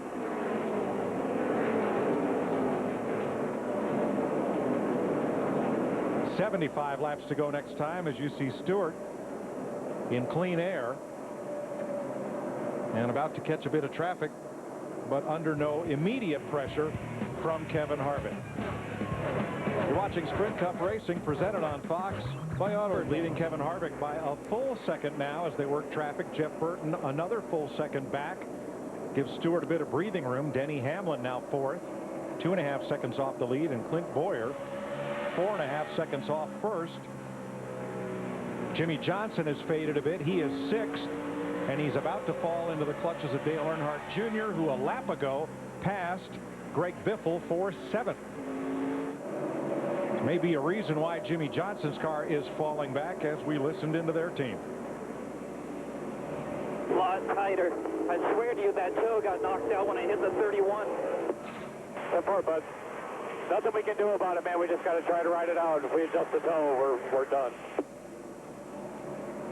That was what brought out the 8th caution flag of the day when Jimmy got into Jeff Burton.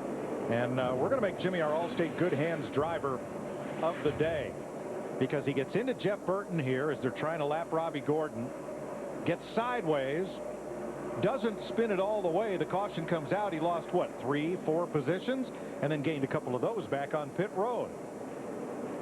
So Jimmy is today's Allstate Good Hands driver. Allstate, are you in good hands? And just to talk about the toe out, it's a front end setting. You adjust it with the tie rods. You make the front of the front tires just a little wider than the rear by putting some toe out. It gives the car security. But Chad Knaus is absolutely right. This late in the race, you come to pit road under caution, even under caution, and adjust that, you're going to be at the back of the pack and you'll never get it back. 16 cars still on the lead lap as Greg Biffle, who is the highest Ford in the race, in 8th place, tries to get Johnson for 7th. Steve? Mike, when that caution came out on lap 375, Biffle said the car was good, just put tires on it. But since that time, during this run, he said it's gotten a little bit loose, and that splitter is hitting the racetrack. And I tell you, that's been the characteristics of this race car. This is the 1-year anniversary. We've been running this car here.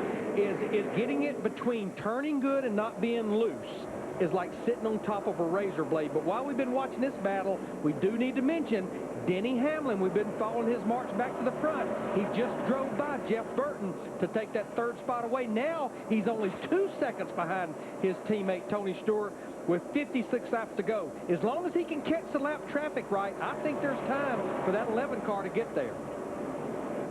So, Jeff, what happened? Hamlin was 3 seconds back. The leaders did not get stuck in traffic. Now he's only 2 seconds back. What woke Denny Hamlin up? Well, it might be tire management, Mike, because the good thing about it, we've been talking about it all day. You still, this late in the run, the racetrack's been rubbered up. But the key thing is pacing yourself. I've worked with that man up there in the booth before. All of a sudden, guys are driving away from us, but Darrell's running a real steady, let's just say 17-second flat lap. And all of a sudden, guys are out in front of you. Well, they come back, they slow down a little bit, and all of a sudden you keep catching up with him because you're more consistent. He may have a better race car than the guys up front right now because of that. I think he does, Jeff, and I think one other thing, Larry, is right now he can see Kevin Harvick. Harvick is just about 10 car lengths out in front of him. That's 2nd place, and that's within his grasp. Well, Darrell keeps pointing out to me what that 11 car is doing is he goes up the hill, and then he runs it down to the bottom and gets that run. He's diamonding this racetrack, which I've been watching his teammate, Tony Stewart. That's what he started doing the last few laps. And Kevin Harvick is running right around the bottom all the way around the corner. 50 laps to go next time by. Tony Stewart has led 220 of the 450 laps, by far the most laps of any driver today. He's 1.3 seconds ahead of Kevin Harvick. Can Stewart hold him off and score Toyota's 2nd win? Tony Stewart leads Kevin Harvick by 0.4 of a second. Their gap is pretty constant. Denny Hamlin is the fastest car on the racetrack. He's trying to close in from half a straightaway back. But what Hamlin's number 11 really needs is for Stewart and Harvick to go at each other for the lead, and then Hamlin can be right there and make it a threesome for the finish. Well, I think what's going to make a big difference is Tony Stewart is about to catch a ton of lap cars up there as we're getting down to 38 laps to go. And right now, Denny Hamlin has that wide open racetrack sitting back there in 3rd. Jeff Burton is now 4th. Dale Earnhardt Jr. has climbed to 5th. Clint Boyer 6th. Greg Biffle, Jimmy Johnson, Carl Edwards, Matt Kenseth, and here comes Junior for 4th place. They've been working on that 88 car, Tony Eury Jr., all day long, and I think they finally got it where they need it, as he's going to take that position away. Right now, though, they're about 6 seconds behind leader Tony Stewart. Matt Kenseth still on the lead lap in 10th. Eric Almirola having a great race. Kurt Busch, Jeff Gordon, both past winners here, and both mired in the teens, 12th and 13th. Here's Edwards trying the high side around Johnson, and Matt Kenseth to follow. As Johnson, the car towed out from that bump up with Jeff Burton, continues to fall back. Tell you what, our leader just had a close call. I know we're watching this battle right here, but Ryan Newman, we talked about lap traffic up there, just about got together with Tony Stewart in the 20. In fact, you're going to see the 12 car try to get to pit road. There you see the replay right there. Ooh. Newman just went up the racetrack, and there you see Harvick was right there behind them. Close call for Tony. Newman comes to pit road. Tire down. 33 to go. The other lead lap cars are Casey Kane and David Gilliland.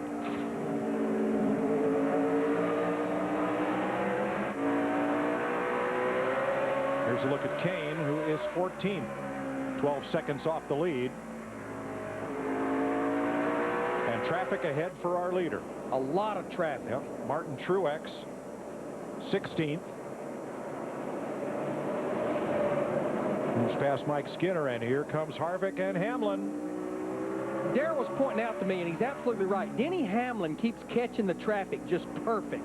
Tony Stewart is catching it all but perfect when he gets to him, but he's the leader of the race. Well, Larry, you know, these drivers will fight to stay on the lead lap or to keep from losing another lap.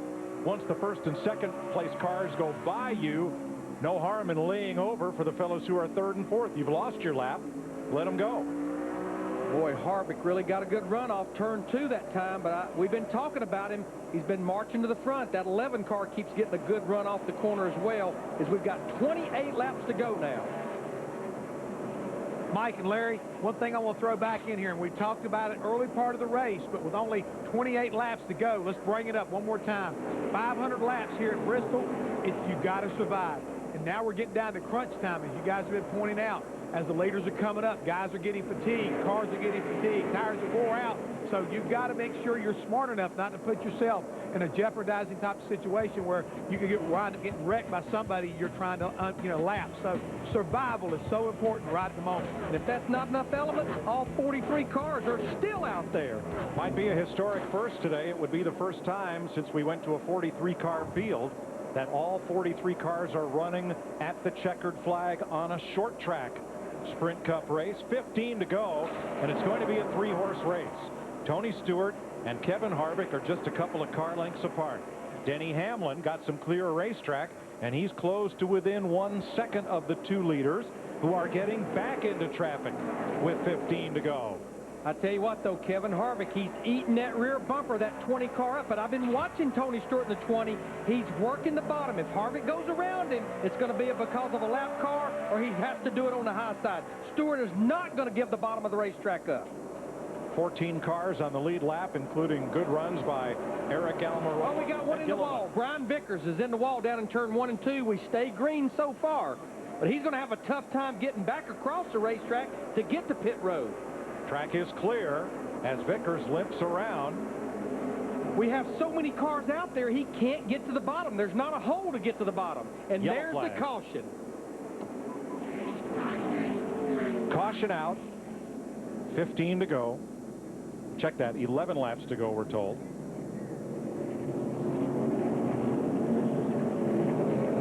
And watch on the left of your screen what happens here with the 83 of Brian Vickers. Looks like you had a right front tire down. Car just straight into the wall. Definitely a tire. Now, here's what's going to be interesting. We're going to be under 10 laps to go. We only have 14 cars on the lead lap.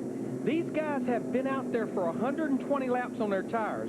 I think you're going to probably see the guys at the front try to stay out. Well, Harvick actually going to pit. But I think with that few cars on the lead lap, you're going to see a lot of the guys at the back come in. It'll be a single file restart. They won't have lap cars to deal with.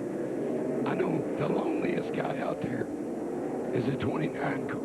Yeah, because he pits and... But he has a lot of friends coming with him, Darrell. You've got the 31, you've got the 07, the 16. In fact, pretty much, it looks like the only cars that stayed out was the 20, the 11, and the 88, possibly. You only had 3 cars, I think, that stayed out.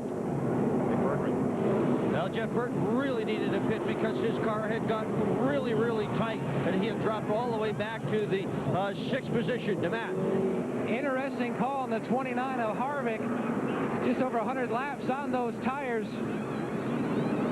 Stewart was debating on pitting, and then Greg Zabelli said, we only have about 11 laps left. We're not going to be able to make up that track position. Meanwhile, the 99 of Carl Edwards also hits pit road. What a day he has had, Mike. Thought he had a fire inside the race car. One point diagnosis, maybe his cooling system had burned up, and then his car has just been tight most of the afternoon. That's quite a day. Greg Biffle among those that stopped, getting back out. Jeff, what do you think about Kevin Harvick giving up second place to come onto pit road? I think right there Todd Berrier kind of rolled the dice saying, you know, I think we might be able to beat him, but I know if I get 4 tires, I can beat him. And I think that might be the call of the day right now. Even though we're only going to have a very few laps to go, this is not the old Bristol, guys. He can pass to the outside. 4 good years right now may be the difference between trying to hold the bottom and run the outside. Larry, it's really a blind draw because the only way his strategy works is if everybody else follows him in. And it did. You only have 3 cars out there, and they're on 120-something lap tires. And that's Tony Stewart, Denny Hamlin, and Dale Earnhardt Jr. And again, no lap cars to deal with because it'll be a single-file restart.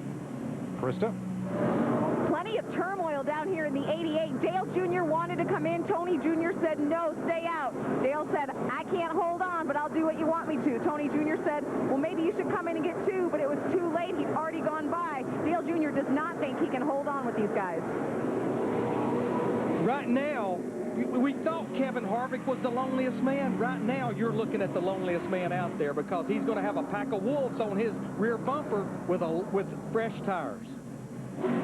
Tony Stewart's best and maybe only chance to win this race is to get away clean on the restart and build up a bit of distance on Denny Hamlin and the rest of this pack. And like Darrell pointed out to me, he's going to have to also deal with a car that was a little better than his car. That's his teammate, Denny Hamlin. They're on equal tires, but I think the 11 was a little better than the 20. Getting ready for our Claret and Clear to Drive restart. Going to wave it off. We'll take one more lap. Darrell, I know you don't have a lot of voice left, but I know you're itching to get in on this. Can Kevin Harvick come from 4th place and win it? I think he can, because what Jeff said, you got the outside working. He gets up on the outside, 4 tires, he could do it. Right now, Tony Stewart's best friend is NASCAR waving off one of those laps that he's going to have to race. That's not helping any. Nope. 494 complete, 6 to go. Lights out on the pace car, so we'll look for the green flag with 5 laps to go. I don't know if we said it, but the 16 car behind Harvick, he only has 2 right side tires. He has all 4 tires, but they just changed right sides. Tony Stewart has not won since August of 2007 on the road course at Watkins Glen. Kevin Harvick's last win came 40 races ago in the 07 Daytona 500. I wouldn't wait. I'd go the outside, right off the 29. Go high. You better take advantage of those tires right off the bat. Catch them. They're going to fight for the bottom. Here we go. Go the top. 5 laps to go, and this is Bristol. Tony Stewart gets a good jump on the field. Well, Mike, he knew he better get a good jump because right now we get back to the line. We're only going to have 4 laps to go. There goes Harvick looking the inside at the end of the backstretch on the 88 car. He'll take that position before we get off turn 4. And Stewart in trouble. Hamlin goes by him. On the outside, Dale Earnhardt Jr. continues to fight Harvick. We got a slow car that's in the middle there. Dale Jarrett, he'll get out of the way. They'll be coming to 3 laps to go. And it's a 3-horse race, but it's Hamlin out in front. Hamlin was quickest before the caution of these 3. Now Harvick, he's going to look to the inside on Stewart going into turn 3 and 4. He's going to get that position away. 2 to go. 160,000 people, nobody's sitting down. Outside. No caution. There's the caution now. There's the caution. Field is frozen, and we will go to overdrive. These 160,000 plus fans will get everything they paid for and more.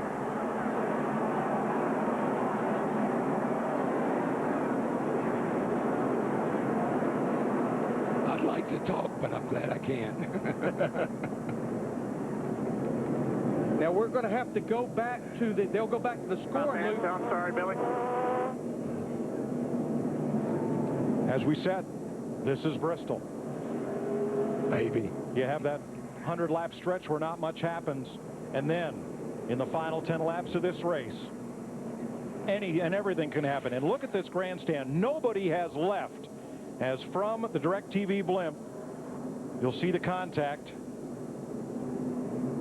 And you can see Harvick's car just walked up the racetrack just ever so slightly. That's all it takes here in the corners at Bristol.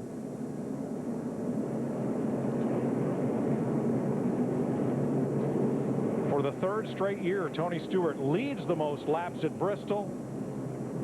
Will not go to victory lane. Now, Mike, I know we said it was a 3-horse race, but now all of a sudden Jeff Burton, who has 4 fresh tires, he's sitting up there on the rear bumper of Denny Hamlin in that 11. And you know, Darrell, one thing I think that caused that 29 to walk up that racetrack, he got those left side tires down on the apron, which is a different angle than the banking, and I think that caused him to walk up just a little bit. Tony is slow getting in the corner. He backs off early. Harvick was trying to take advantage of that. Right there, you saw how Jeff Burton got to 2nd place. watching Tony all day. He backs off real early. That opened the door for Harvick. And Harvick got on the apron, got into him. Let's watch Jeff Burton's view. Saw him clip the apron. Stay down, stay down, stay down. Come on, come on. Still there. Caution's out, caution's out. And that move has put Jeff Burton into second place. Away, boss, that away. Behind Denny Hamlin. It's not over, but it will be shortly. Now, Stewart is still on the lead lap right now, and as we mentioned earlier, we have 15 cars on the lead lap. No one gets a free pass in the last 10 laps of the race.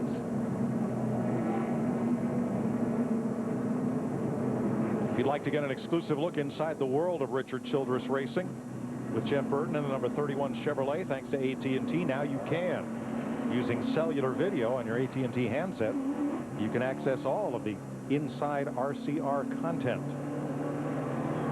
501 laps go on the board. Here's how overdrive works. Green flag, then you'll see the white flag, and then you'll see the checkers or the wreckers. And at Bristol, it very well could be the latter of the two. Either or, even money. You know, while we're looking at Jeff Burton here that's sitting in second place, we need to mention that Clint Boyer got by Dale Earnhardt Jr. Of course, Dale Earnhardt Jr. out there on older tires. I know we've got 2 laps to go, but I've got to give a call right now to 2 cars in the top 10. David Gilliland in the 38 car in 9th. And how about, we've talked about him, Eric Almirola in that Army car sitting there in 10th. Great run for both those drivers. Now, on that last green flag run, Dale Earnhardt Jr. was giving up some spots. Krista? Yeah, Mike, and we told you how there was a conflict between him and his crew chief deciding whether to pit or not. Dale Jr. knew his tires would probably not hold up. Just now he had come on the radio to talk to Tony Jr. and said he may have a right front flat tire. He hasn't mentioned it since. And what happens when you have those hot tires, we've talked about the rubber laying on the racetrack, you'll pick up that rubber and it'll make you feel like you've got a flat tire till you get them cleaned off. Yeah, it looks all right. I don't see it flat. 1 to go. You got to feel for Tony Stewart. Led the most laps, had a great run going here. Not going to win it. Kim Burton hoping that her husband Jeff will be the one who goes to victory lane. Remember last year, great second place finish for Burton behind Kyle Busch in the debut of the COT platform. And I felt like last year, if anybody but Burton had been behind Busch, Busch would have been in trouble. Joe Gibbs trying for his second win in a row. He won with Kyle Busch last week. He's got Denny Hamlin up there. We get 1 try at green-white checker. We go into overdrive, getting ready for the restart. Green flag, 2 to go. Denny Hamlin got a great restart. He didn't spin the tires like I was a little concerned about. Burton works up the racetrack just a little bit. There he goes. Hamlin's in trouble. Same thing happened to Burton to Hamlin last year. Settle in, get a good drive. Good drive. Flipping down the front straightaway. And both the Childress cars will get by him too. Hamlin's got a problem there, as well as Carl Edwards in the 99. Bring it on, bring it on. Levin's got a fuel pickup problem. For the first time in 2008, a Chevrolet will go to victory lane. RCR 1, 2, 3. Burton, Harvick, Boyer. Richard Childress Racing has never had a 1-2 finish. They just had a 1-2-3. Unbelievable.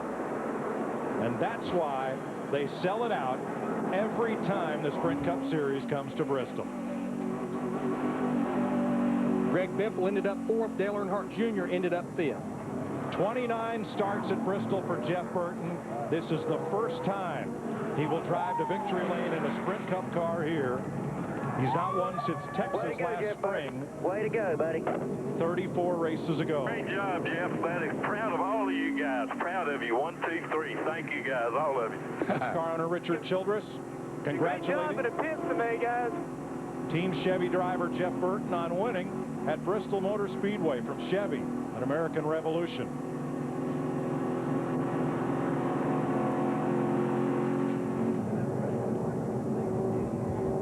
What I love about this place, you just never know until the checkered flag falls. Congratulations, Scott Miller. Really be anxious about that 11 car, because he shouldn't have been out of fuel unless he had a cable problem or a pickup problem like he had a year ago, because they'd only run 120 laps on fuel. Having that car other times. Fuel pickup problem. Kim Burton reacting to the pass for the lead.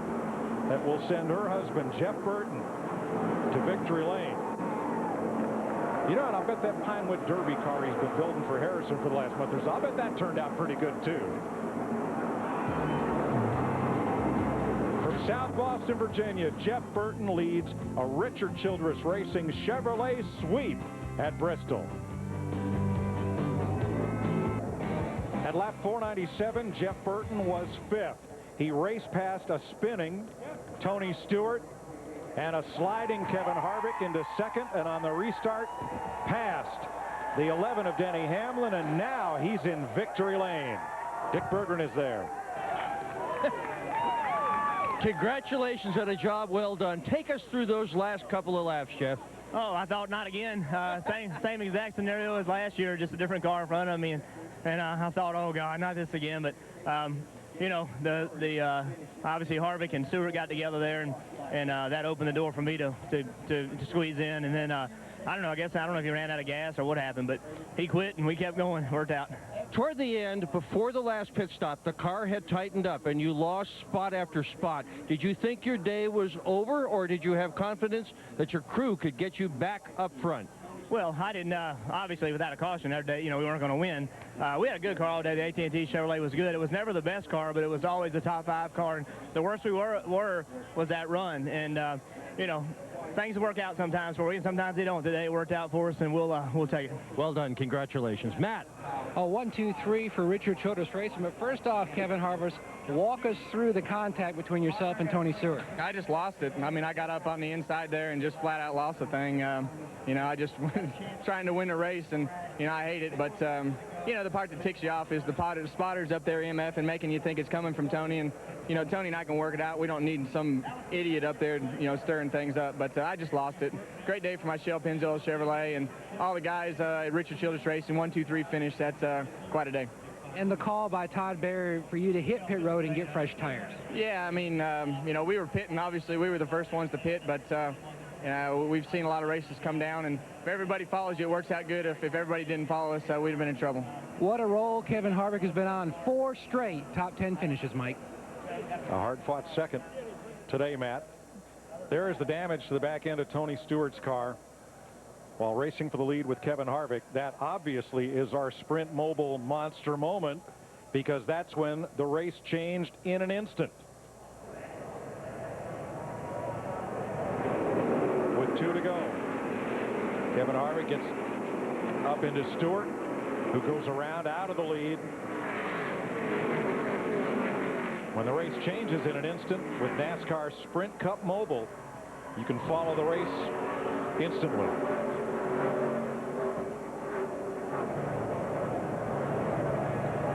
Steve Burns with Tony Stewart.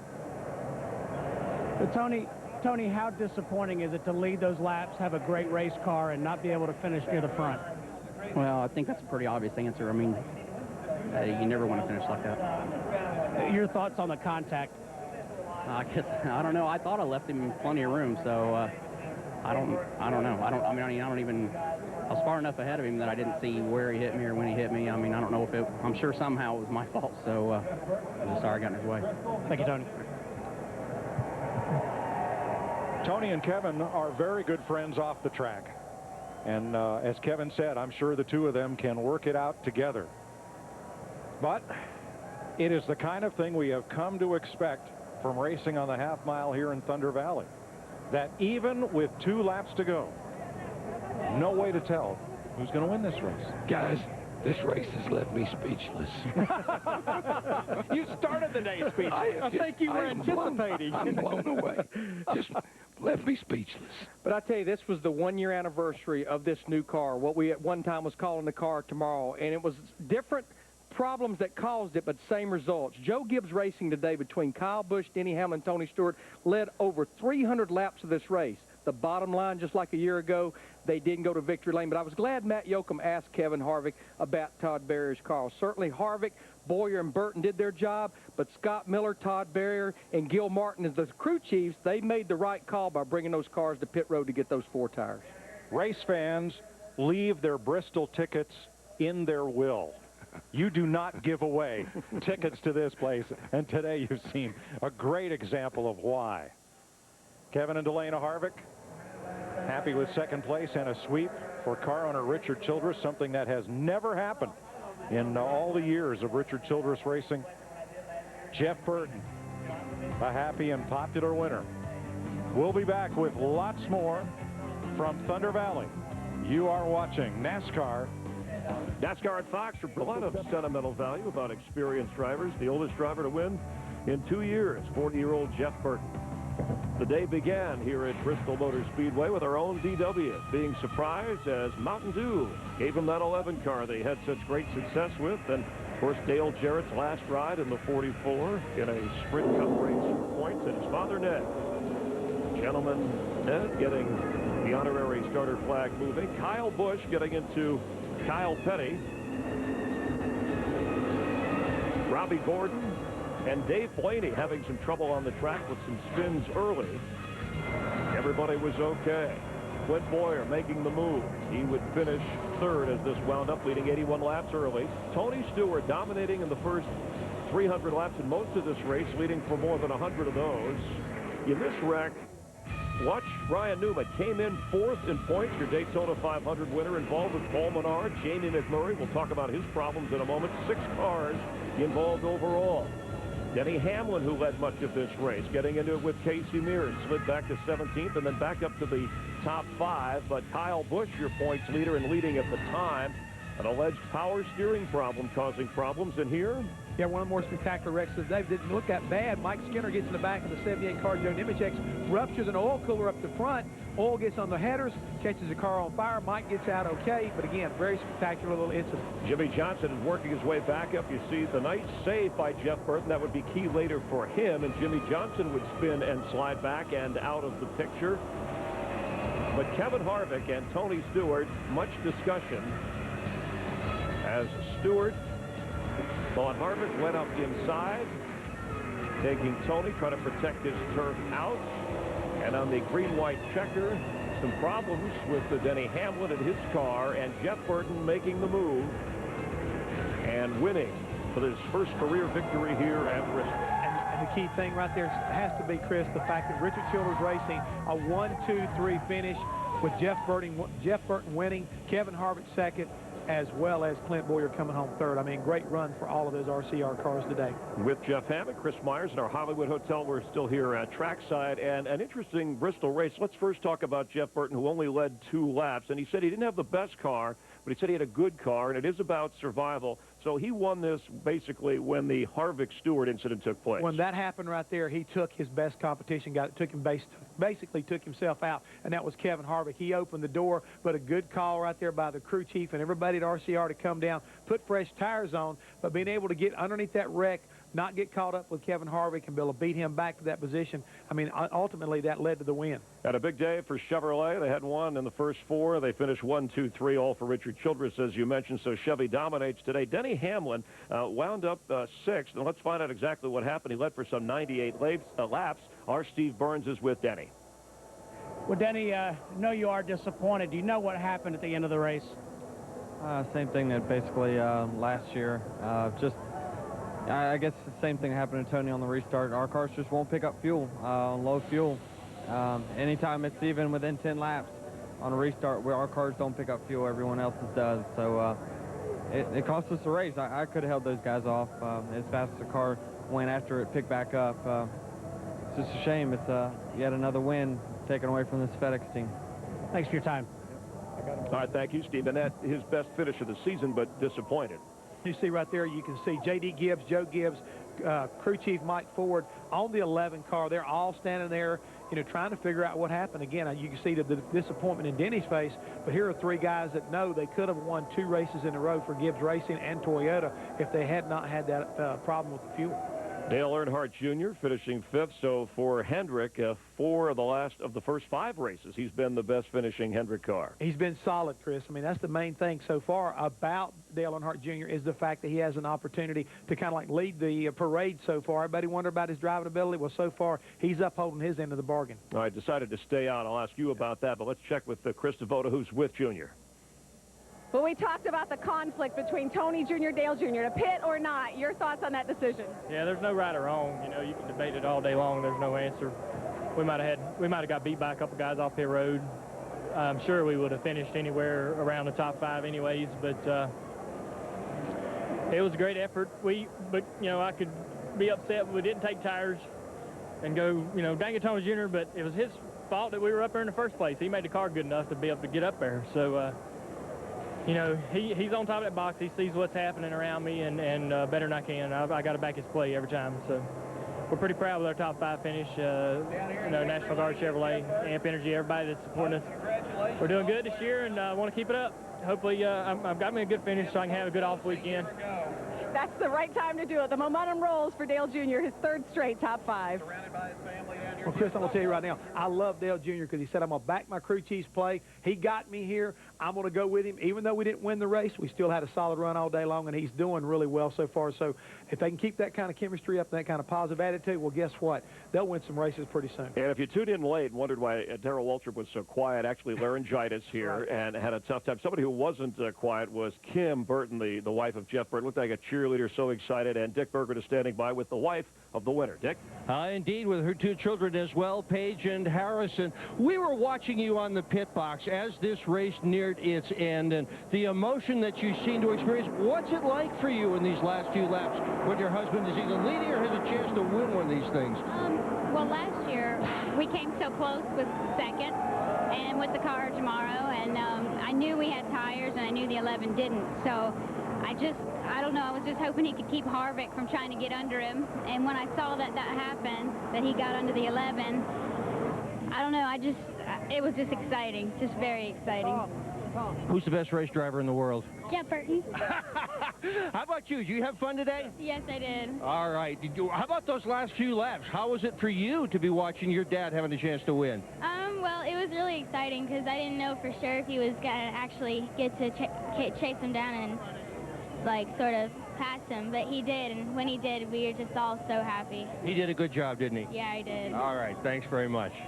All right, thank you. Nice to see Dick Berggren with some young people, and I don't want to say Dick's getting up there in years, but you know that movie 10,000 BC just opened, the original title, Dick Berggren, The Early Years. Oh. I hope he, and we kid. It was a good movie. Because Dick can't hear us right now. Coming up, we're going to recap the points, how we stand after 5 races and a break before Martinsville. And then, Jeff, you'll help us examine that line of demarcation, the date. Some of those leaving Bristol Motor Speedway a week off. Happy St. Patrick's Day tomorrow and then Easter weekend. And then we get rolling in a couple of weeks. Martinsville, 1:30 Eastern, the pre-race show. Also the truck race on Fox Saturday from Martinsville.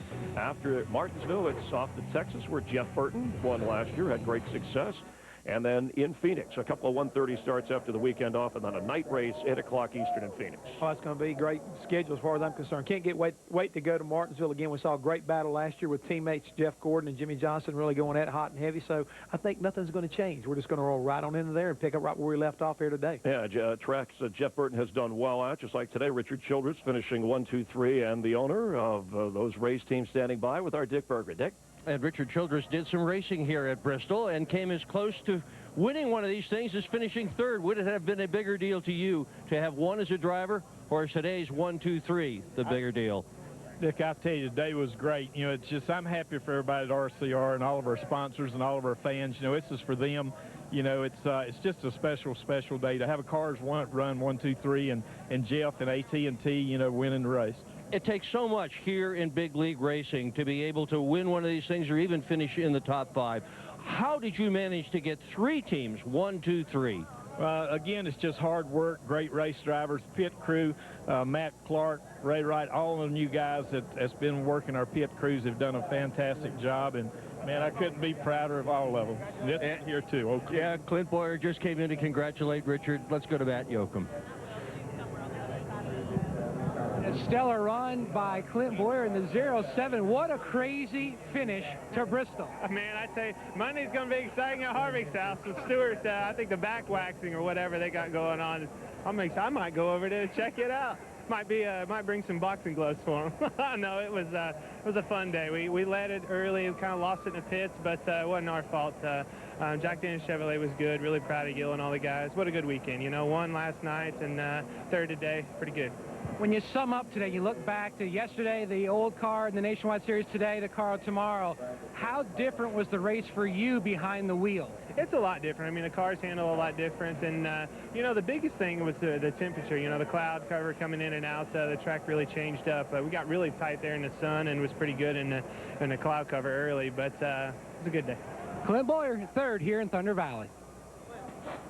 Thank you very much, Matt. And performances today, along with the Jeff Burton's victory, 24-year-old Eric Almirola, who just a couple of days ago celebrated his birthday in for Mark Martin in the 8 car in DEI, his best career finish. Steve Burns is with Eric. Well, Eric, you talked before the race about how itchy you were to get in the race car. You had a great day today. How does it feel after this debut in 2008? Feels awesome to go out here and knock the cobwebs off and run 8. Makes my job easy when the car runs as good as it did. Really proud of Tony Gibson and all these guys on this U.S. Army team. They rallied behind me all day. At some points we weren't that good, and other points we were really good. So we just fought it all day, and we had a really good car there at the end. I wish we could have somehow figured out a way to get track position, because we were pretty good. I think we could have run top 5. I don't know if we were good enough to win, but we were good enough to run top 5, and these guys deserve this kind of run. They build awesome race cars. Everybody at DEI has been working really hard, burning the midnight oil to build good race cars, and they have. Eric, you talked about knocking the cobwebs off, but did you anticipate having this good of a run? I didn't originally, and then yesterday morning we fired off for practice, and we were really good. Man, they made a lot of changes Friday night from the practice Friday, and as soon as we hit the racetrack Saturday morning, I knew we were going to be really good. It was really easy to drive. I didn't have to hustle it, and it was still really fast. So it just makes it a lot of fun to drive. Thank you. Thank you. Thank you, guys. What a big day for Greg Biffle. Unofficially second in points, 30 markers out of the lead. What a turnaround for you and this team. It really has been. You know, we've been running great all season, and you know, it's a big credit to all the guys at the shop, all the guys that work on this 16 team, and everybody's just worked so hard. And we've had great races, you know, great pit stops. The guys struggled the first couple of races, but man, they're really laying the heat down now. Big crew, and the engines are running good. Just couldn't be any happier right now. We would like to win, but you know, great call by Greg there to take 2 at the end. You know, maybe 4. We could have got up there and wrestled with those guys, but still another top 5 run. And you really never stress the importance of chemistry. 9 of the 14 guys that primarily work on this car were not with this team last year, and how things, chemistry-wise, it's like flipping a switch. Well, we got Bobby McKeith back, and he was on our team when we ran second points in 05, and he's been a big help, you know, coming back and giving Will a little bit of help, the car chief. So, and you know, Greg's got a year under his belt, understands the Roush Fenway system a little better. Robbie Reiser's been a big help. Chip, everybody has given us a lot of support, and that's a team effort, and that's why we're here. Impressive fourth-place run by Greg Biffle. And 30 points out of first place. Kyle Busch still your points leader. Jeff Burton, the winner here. His crew chief, Scott Miller, 2 years ago, won with Kevin Harvick at this track, and he's standing by. Let's check in with the crew chief. And this is his 5th career win as a crew chief. Tell us about the adjustments that you made on that final stop and the job your driver did once he had him under him. Well, I mean, the first thing you gotta have to get the job done like we did as a driver that can do it, and I'm just so proud of Jeff Burton. Gives us 100% every week. The last call was fairly easy for us because we weren't going to win the race from where we were, so it was just trying to make something happen, and it worked out good for us. And proud of all my RCR teammates too. 1, 2, 3 is a big deal. Well, you were certainly watching when that incident happened in front of your car, and the move that Jeff Burton made. Tell us about it. Well, I mean, he's the way he's weaved through wrecks since I've been working for him is miraculous. I mean, he just seems to have a sixth sense for where to be and where to stay out of trouble, and I'm just glad to have him behind the wheel. He might well have won the race last year as well had he been willing to use the front bumper on Kyle Busch. How about that? Well, maybe this is a little bit of payback for that. I mean, that's just, as he said back then in all the interviews, that's just not who he is. Racing that way, and maybe this fortune that we had today was payback for not doing that last time. This team is full of nice guys. The crew chief, the driver, are two of them, Chris. All right, Dick Bergman, we can add you to the list, but Scott Miller making Bardstown, Kentucky proud, and what a jump from 12th to 4th in the Sprint Cup points in the last 4 races for Jeff Burton, who is currently 4th. These are the standings after 5 races. You see Harvick, who came in 3rd stage there, Junior hanging in there, Clint Boyer, Kurt Busch currently 10th, Truex 12th. And one thing I want to point out right now, Eric Almirola, that young man finishing 8th today. They were 18th coming here with Mark Martin driving. Because of his finish today, they've now moved up to 16th. So good job by that young man. As we look at the rest of the points, Kyle Busch, who had a chance to win this race, finishing a couple of laps down, officially 17th in the race, but maintaining that top spot. We will continue live from Bristol Motor Speedway, where AT&T dialed up a victory for Jeff Burton. Watch the 5, watch the 5.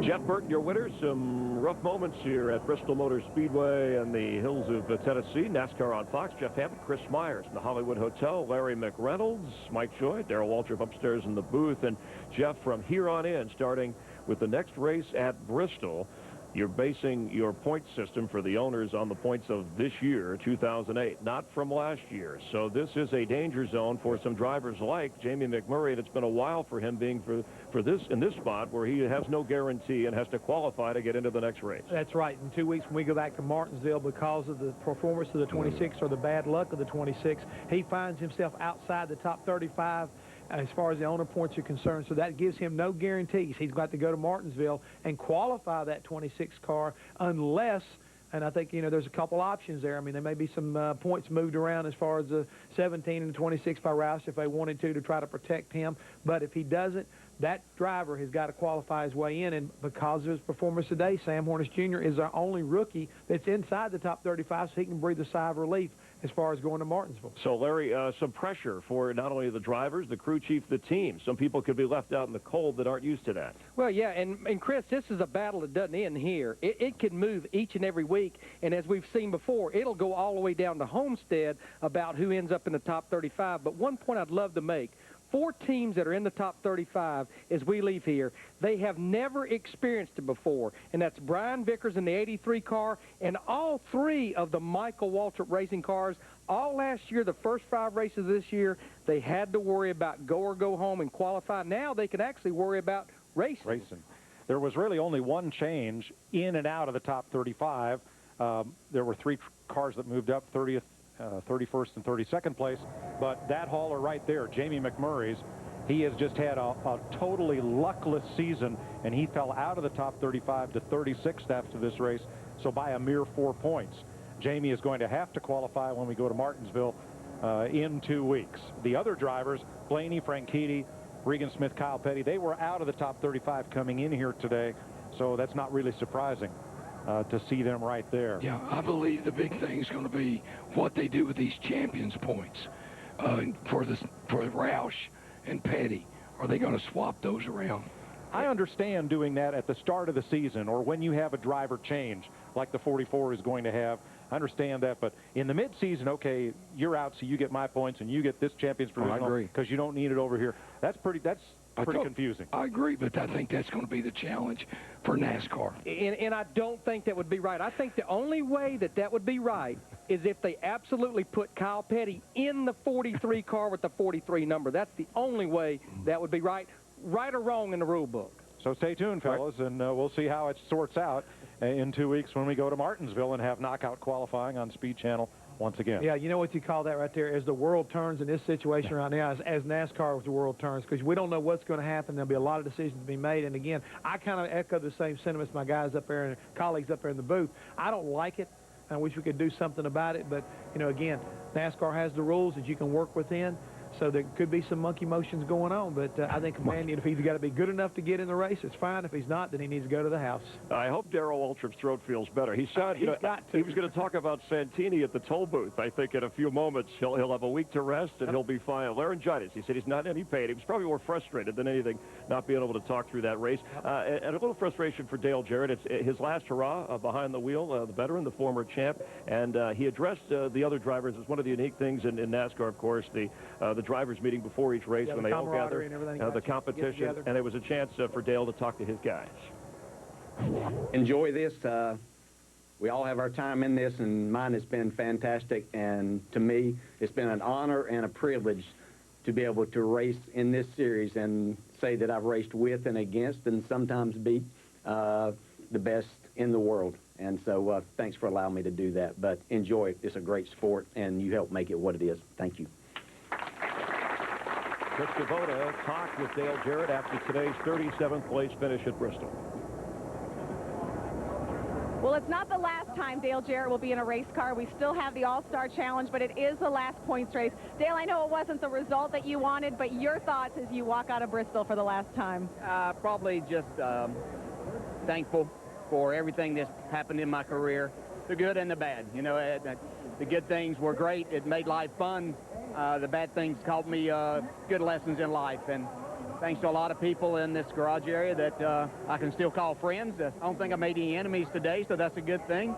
And, yeah, it wasn't the day that we wanted for this UPS Toyota, but, you know, we battled and we had some things happening from the beginning to the very last couple of laps there. But I'm going out with the best sponsor in the business in UPS, and I'm proud of that. And just glad this is over, and we'll move forward from here. When asked about driving these race cars, Dale Jarrett said it's been an honor and a privilege. Thanks very much, Krista, and for Dale Jarrett. He's been a terrific champion. You cannot sum it up, I mean, any better than the fact he is a champion in both on the track as well as off. And as certainly his responsibilities as a driver delivered over the years. Tonight on Fox, coming up, King of the Hill, American Dad, The Simpsons, and more King of the Hill. Well, we've had Dodge, a couple of Ford wins, Toyota, and now Chevy. It's wide open as we get a break before we head to Martinsville. It's racing at its finest right now. We're getting ready to go to another great racetrack in a couple of weeks at Martinsville, and we'll carry the battle right on to there. Tony Stewart led the most laps.